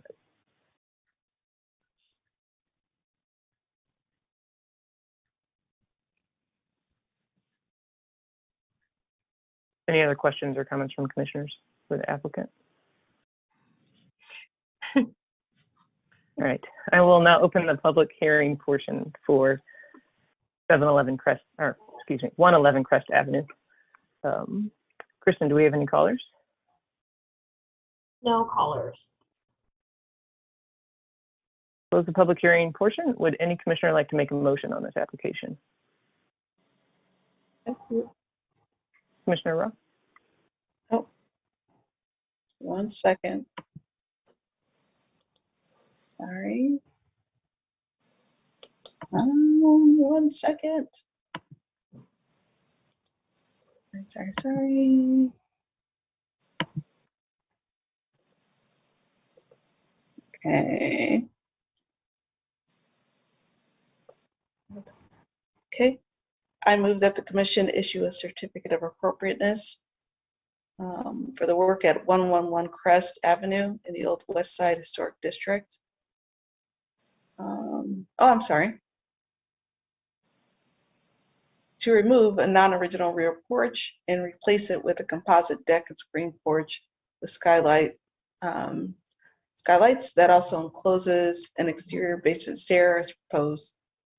The work is compatible in exterior design, arrangement, texture, material, and relationship to the rest of the building and the surrounding area. It meets the Secretary of the Interior standards for rehabilitation and guidelines for rehabilitating historic buildings, in particular standards 2, 9, 10, and the guidelines for new additions, as well as the Ann Arbor Historic District design guidelines, particularly as they pertain to porches. Second. Moved by Commissioner Roth, seconded by Commissioner Rockland. Is there a discussion on the motion?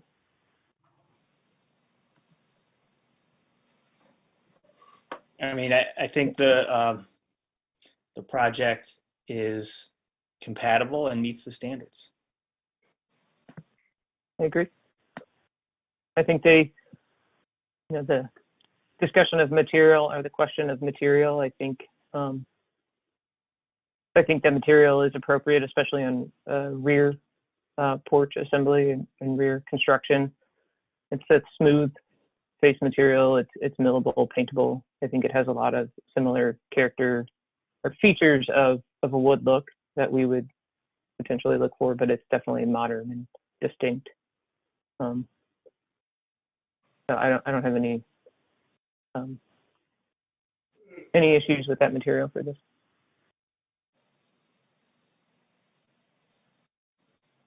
See any other discussion items? So can move on to a vote. All of those in favor of the motion, please say yes. Yes. Yes. Yes. All of those opposed, please say no. Okay, the motion carries. Your application has been approved. Please note that you must apply for any required permits from the city before beginning your project. Thank you. Thank you. Thanks, Janae. Thank you both. Thank you.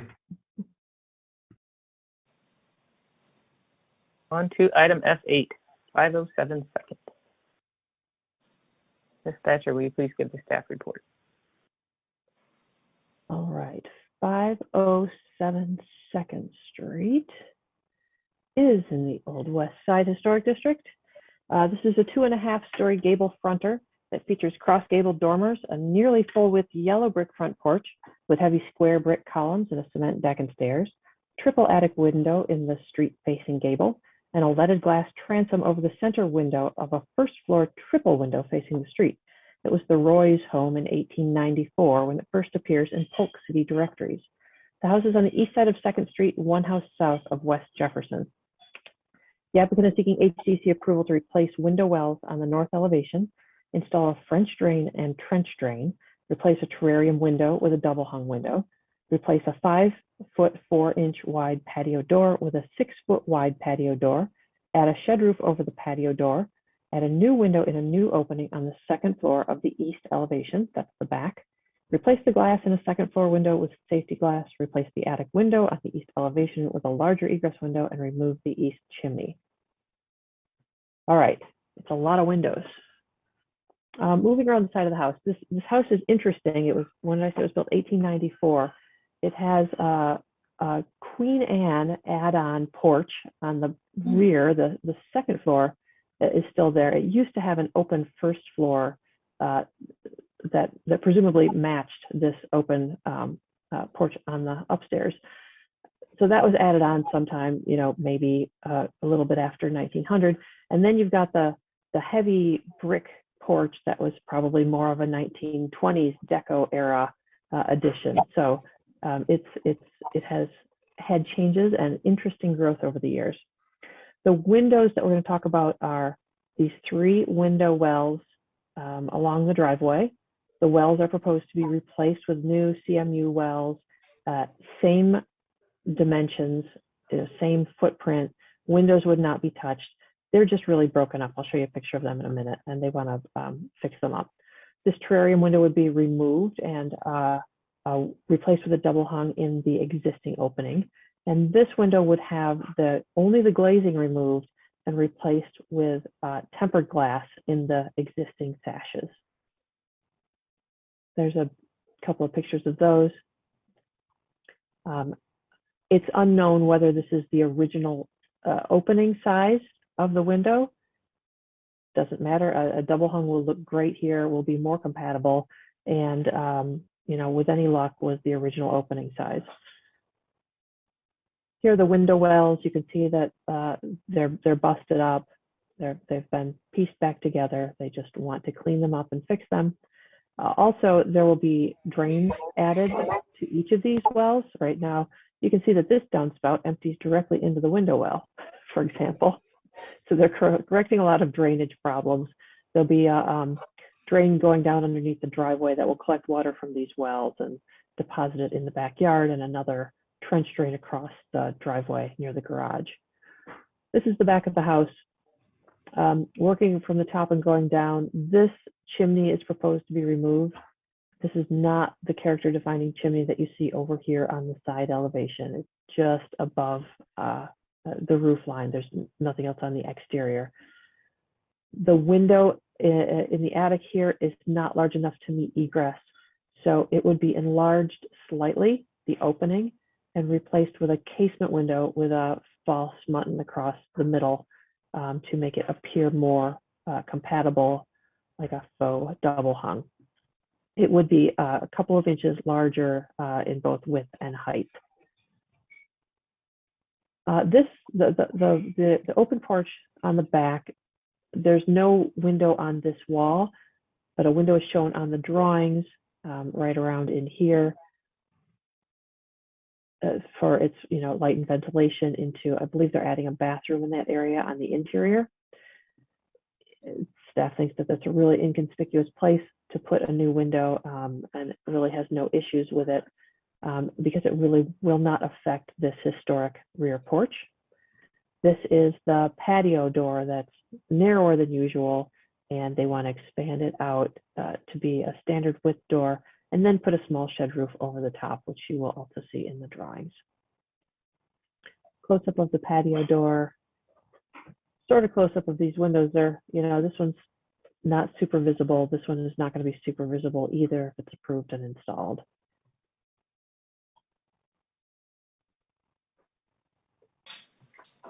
There's site plan, plot plan, though really only these wells are indicated on here that you can see. There are floor plans in the application. If you want to see any of those, I can pull them up. These are the demo plans. And these are the drawings of the proposed work. Here's the chimney that goes away. Here's the window that gets new glass. Here's the window that used to be a terrarium. Window wells, new window on the back porch, slightly enlarged attic window for egress with a casement window, and slightly larger patio sliding door window with a shed roof over the top to try to make it last longer than the last one did. All right, I haven't read Secretary of Interior Standard 1 to you yet. A property will be used as it was historically or be given a new use that requires minimal change to its distinctive materials, feature spaces, and spatial relationships. Number 2 and 9 and 10 I have read to you already. From the guidelines for windows, it's recommended to design and install additional windows on rear or non-character defining elevations if required by the new use. Not recommended is introducing a new design that's incompatible with the historic character of the building. From the guidelines for windows, it's not recommended to change the number, location, size, or glazing pattern of windows through cutting new openings, blocking in, installing replacement sash, which does not fit the window opening, or removing or radically changing windows, which are important in defining the historic character of the building. Not recommended for district or neighborhood setting is introducing new construction that is visually incompatible or that destroys historic relationships within the setting. Really, staff believes that these modifications are for the positive and do not unduly affect the historic materials on the house, and recommends approval of the application. Thank you. Thank you, Ms. Thatcher. Commissioner Rockland, would you like to give your report from the review committee? Sure. Well, I agree with the staff report. Very thorough, like usual, and there's a lot to this project, so that's appreciated. This house has a lot of character, so it was, I guess, it was enjoyable to be out there and go through kind of all the improvements that the applicants are making here. And there seems to be a lot going on interior as well, but we just had to focus on the exterior. And there's no changes to the front of the house, and really there's no changes to like the front portions of the sides either. So even the improvements that they're making, they are kind of further back. I don't know if staff mentioned in the report, but there is one of the windows on the north side is being changed from, I think, did you mention this? I missed it if you did. That one up on the second story is going to be, I think, it's tempered glass instead of so it's a minor change. You won't see it basically at all, but it is being, just the glazing will be removed and replaced with tempered glass. It's my understanding. And then the rest of the changes are on the rear elevation, and I believe they're appropriate. I mean, the one historic window that is being removed is for egress reasons on the third story. So it's unfortunate that we're losing that window. And maybe they can reuse it somewhere or hold on to it. So someone can put it back at some point, but it's for egress. So, it makes sense. And it just seems like they're installing a window that is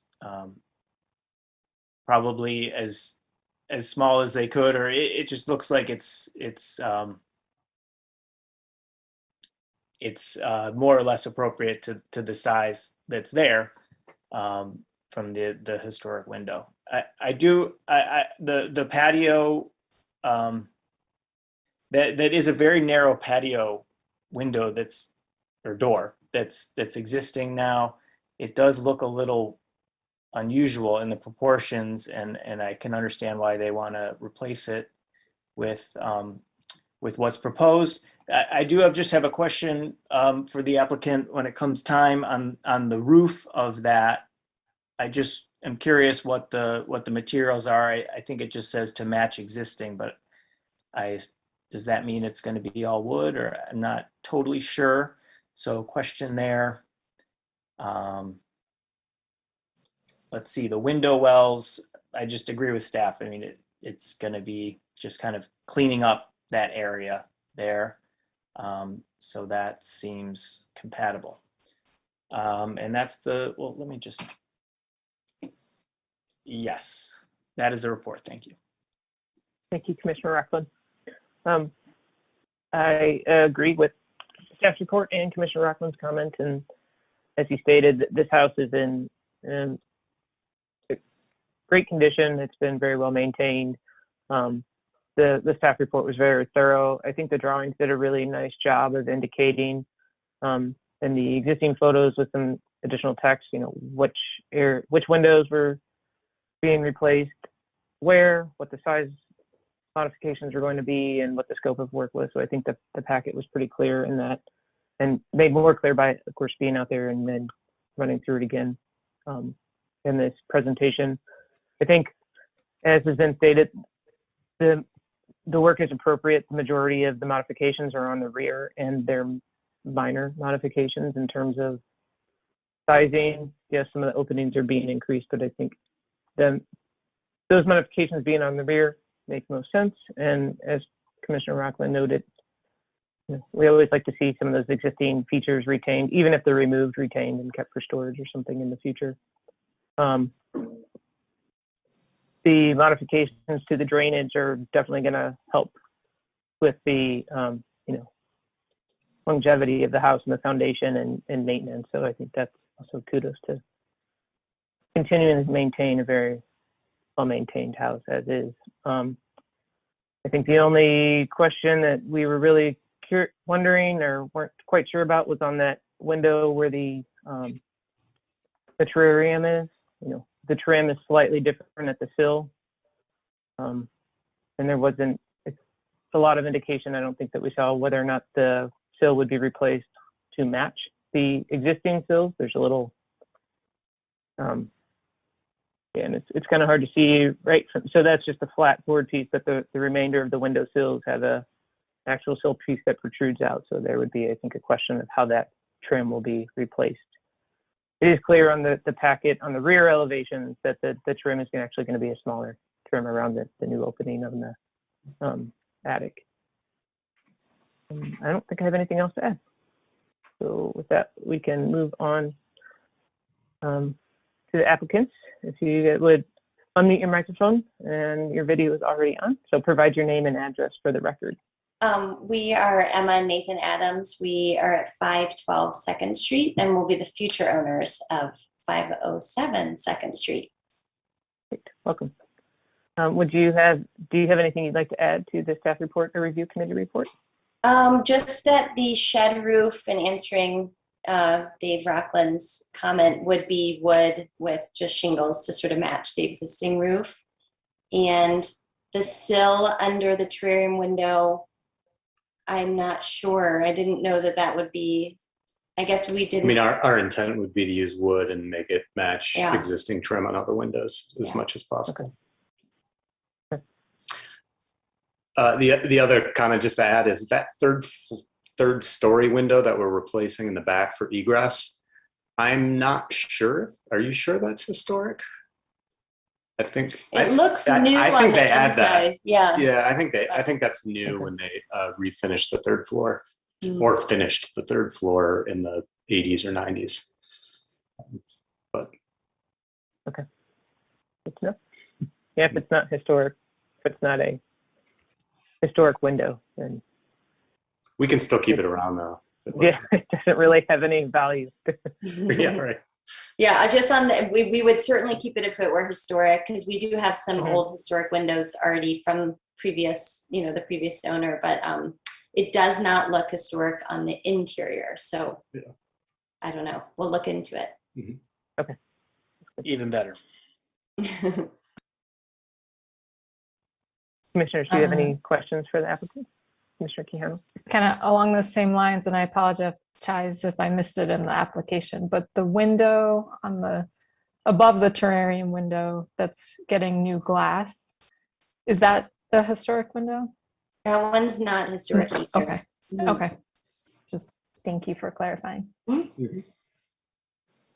So I have a quick question just to follow up on Commissioner Rockland's question around that kind of rear elevation a sliding door.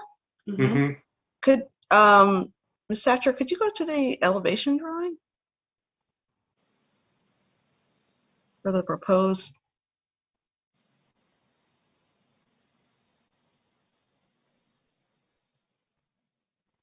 So yes. So that opening is being widened. Mhm. And then the trim with the kind of, the trim will be removed, the existing trim. Mm-hmm. Yes. Okay. The existing trim is not historic. Mm-hmm. They had sort of, when they put that on in the 90s, they sort of made it blend in with the house, but it's not historic. It's new trim. So the opening altogether is just all new. And then they just kind of added that trim with the kind of, what do you call, like point, arch kind of pointed arch. Yeah, they added the opening and put in the slider there and put in that, new trim. And what's the materiality of the doors currently? They're wood. It's like a French door opening with a slider. Yeah. Wood. They're wood. So they're wood. And then just getting back to, so it's with the proposal. So the proposal, are the new doors going to be wood, or what's the plan for that? So for the new doors, we were interested in not using wood. We were interested in aluminum. The thinking was that, sliding patio doors are not ever going to look historic. So sort of trying to blend them trim-wise seemed, in our opinion, less tasteful than just admitting that it's a modern sliding door and putting it in that way. But okay. They're aluminum clad wood doors, aren't they? Aluminum clad wood doors. Yeah. Yeah, I'm thinking about the trim. Yeah. So they're wood but clad with aluminum. Yes. Okay. The intent is to have not a lot of trim and make the trim not pop out. So the intent is that it be mostly glass there and that the trim sort of not be to the forefront. Gotcha. All right. Thank you.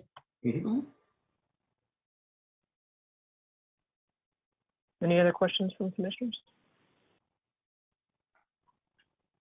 I'll move on to the public hearing portion. There's an opportunity for persons to speak for up to 3 minutes about the application at 507 2nd Street. If you'd like to speak on this hearing, please press *9 on your phone to raise your hand. Kristen, do we have any callers? No callers. Right. Close the public hearing portion. Is there a commissioner that would like to make a motion?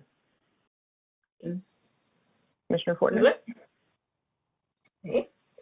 I move that the commission issue a certificate of appropriateness for the application at 507 2nd Street, a contributing property in the Old West Side Historic District, to replace window wells on the north elevation, install a French drain and trench drain, replace a terrarium window with a double hung window, replace a 5-foot 4-inch wide patio door with a 6-foot wide patio door, add a shed roof over the patio door, add a new window and a new opening on the second floor of the east elevation, replace the glass in a second floor window with safety glass, replace the attic window on the east elevation with a larger egress window, and remove the east chimney as proposed.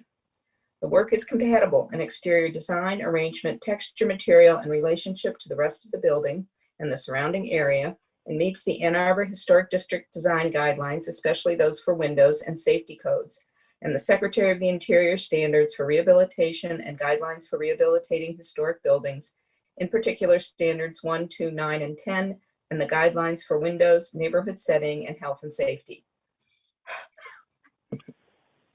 All right, moved by Commissioner Fortner, seconded by Commissioner Quijano. Is there a discussion on the motion? Commissioner Rockland. Well, like I said before, the house has a lot of character, and it's clear from the application here that the applicants and the designer were very thorough, and it seems like really did their homework here on what was appropriate to do with this house in a few tricky situations, mostly with windows, but it seems like, you know, they understood the standards and applied them appropriately.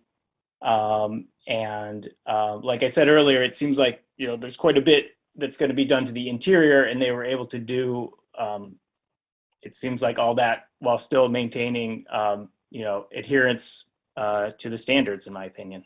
So, thank you. Well said. All right, are we ready for a vote? All those in favor of the motion, please say yes. Yes. yes. All of those opposed, please say no. All right, the motion carries. Your application has been approved. Please note that you must apply for any required permits from the city before beginning your project. Thank you. Thank you. Thank you. Have a good night. Thanks, guys. All right. Now, let's see. We have public hearing for item F8. Is that correct, Ms. Thatcher? F9? Yes. I'm sorry. Yes. So F9 and F10 have both been essentially withdrawn. They were not complete, and the applicants were working on something that they couldn't get in time. But since we published the public hearing notices, we do need to hold a public hearing. So Commissioner Epperson, you can probably very quickly open and close the public hearings because we have no one in attendance in the waiting room. All right. So I will open the public hearing for item S9, 112 West Liberty. There's an opportunity for anybody to speak on the item for this address for up to 3 minutes. Do we have any callers, Kristen? No callers. No callers. Okay. So I will close the public hearing for item F9, 112 West Liberty, and open a new public hearing for item F10, 112 West Washington. Are there any callers for 112? No callers. I'll close the public hearing, and we will move on to item G, new business. We have a support letter for a resurvey of the Old Fourth Ward Historic District that was attached as part of your packet. Ms. Thatcher, do you have anything to discuss or add or review with that? Just a quick update. I did get a grant application in for $45,000 to resurvey the Old Fourth Ward Historic District. This district has never had a complete survey done. If you look at the study committee report, it's got about 150 of 400 properties that have actually been documented, and the rest have not. This has been on the top of our work plan for the last couple of years to get this done. As a certified local government, to keep that status, we need to be continually surveying things. That was sort of news to me a couple of years ago when the CLG people started trying to get us to pay attention to the CLG rules, since I'd never heard of these before. And they're good, I'm taking them seriously, but yeah, it was kind of news to me. So this is our #1 priority for resurveying and surveying, and it's a reconnaissance level request. We'll see.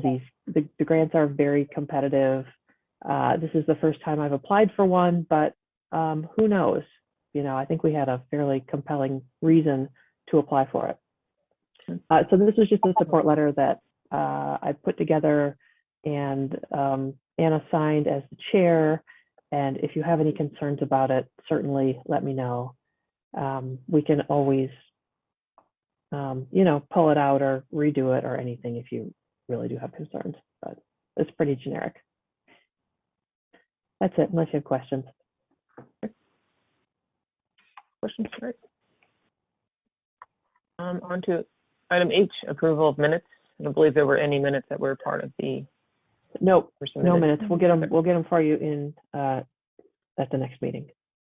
Okay. Item I, reports from commissioners. Any commissioners have any reports or anything they'd like to share?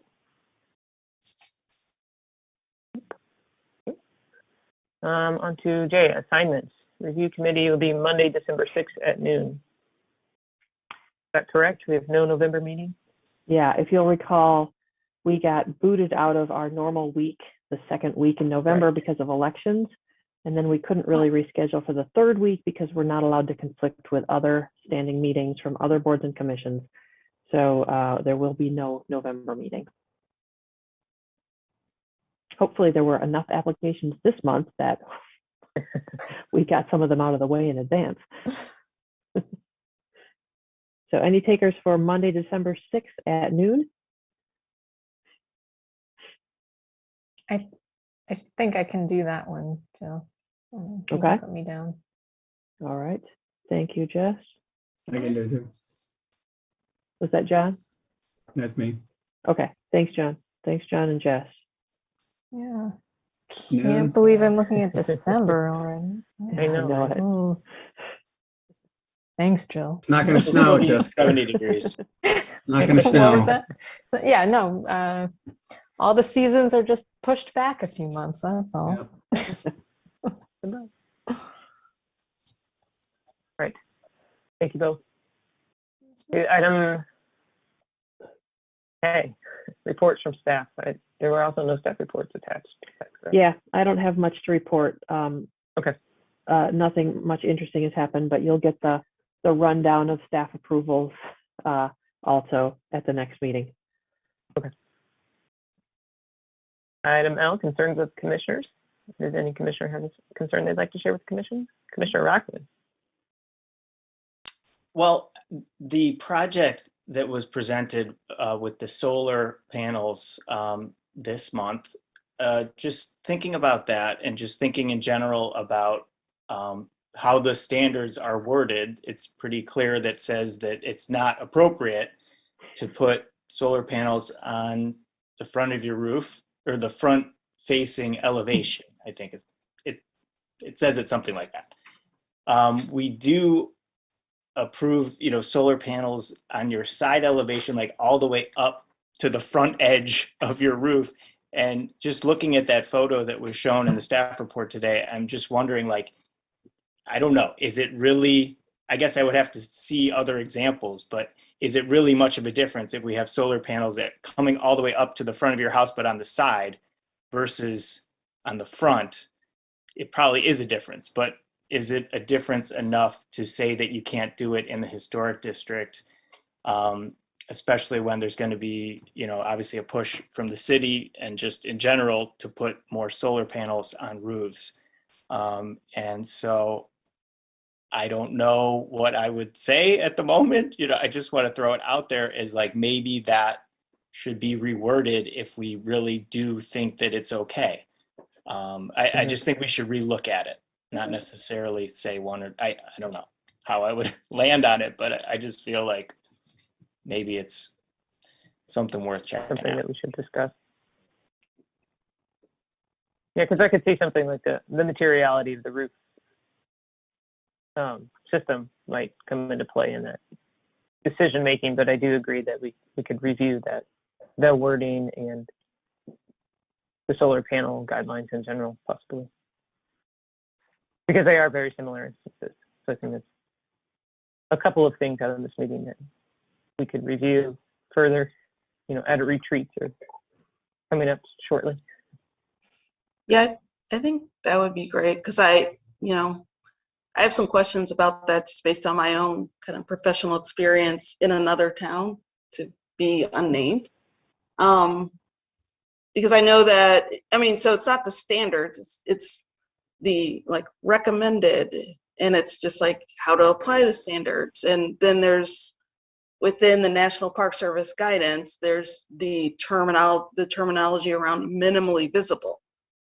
So guidelines are, the guidelines are guidelines. They're not like rules per se, like you must do things this way. But I am kind of interested around how Ann Arbor approves a lot of these installations that maybe in the unnamed city where I work, we wouldn't approve. Yeah, just for my own edification. I do think it's reasonable to revisit our guidelines and refamiliarize ourselves with the Secretary of the Interior's guidelines, because we wrote these when there was maybe 1 or 2 installations in historic districts, and now we got a few dozen to look at, and I think that it's a good time to do that. I'm sure that there's some unnecessary stuff in our guidelines, and I'm sure there are some things that we might want to add to make them clearer. So I've now added 3 things to our possible retreat agenda.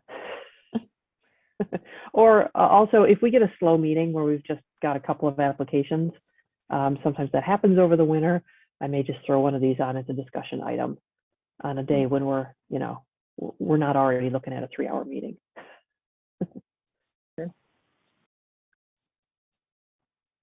Any other concerns from commissioners? On to item M, communications. But there is an email from Elands 415 West Washington, or regarding 415 West Washington, the working session. There were a couple of attachments, so please be sure to read through those. They were submitted for the record. No other communications, so on to item N, adjournment. I now adjourn the October 14th, 2021 HGC meeting.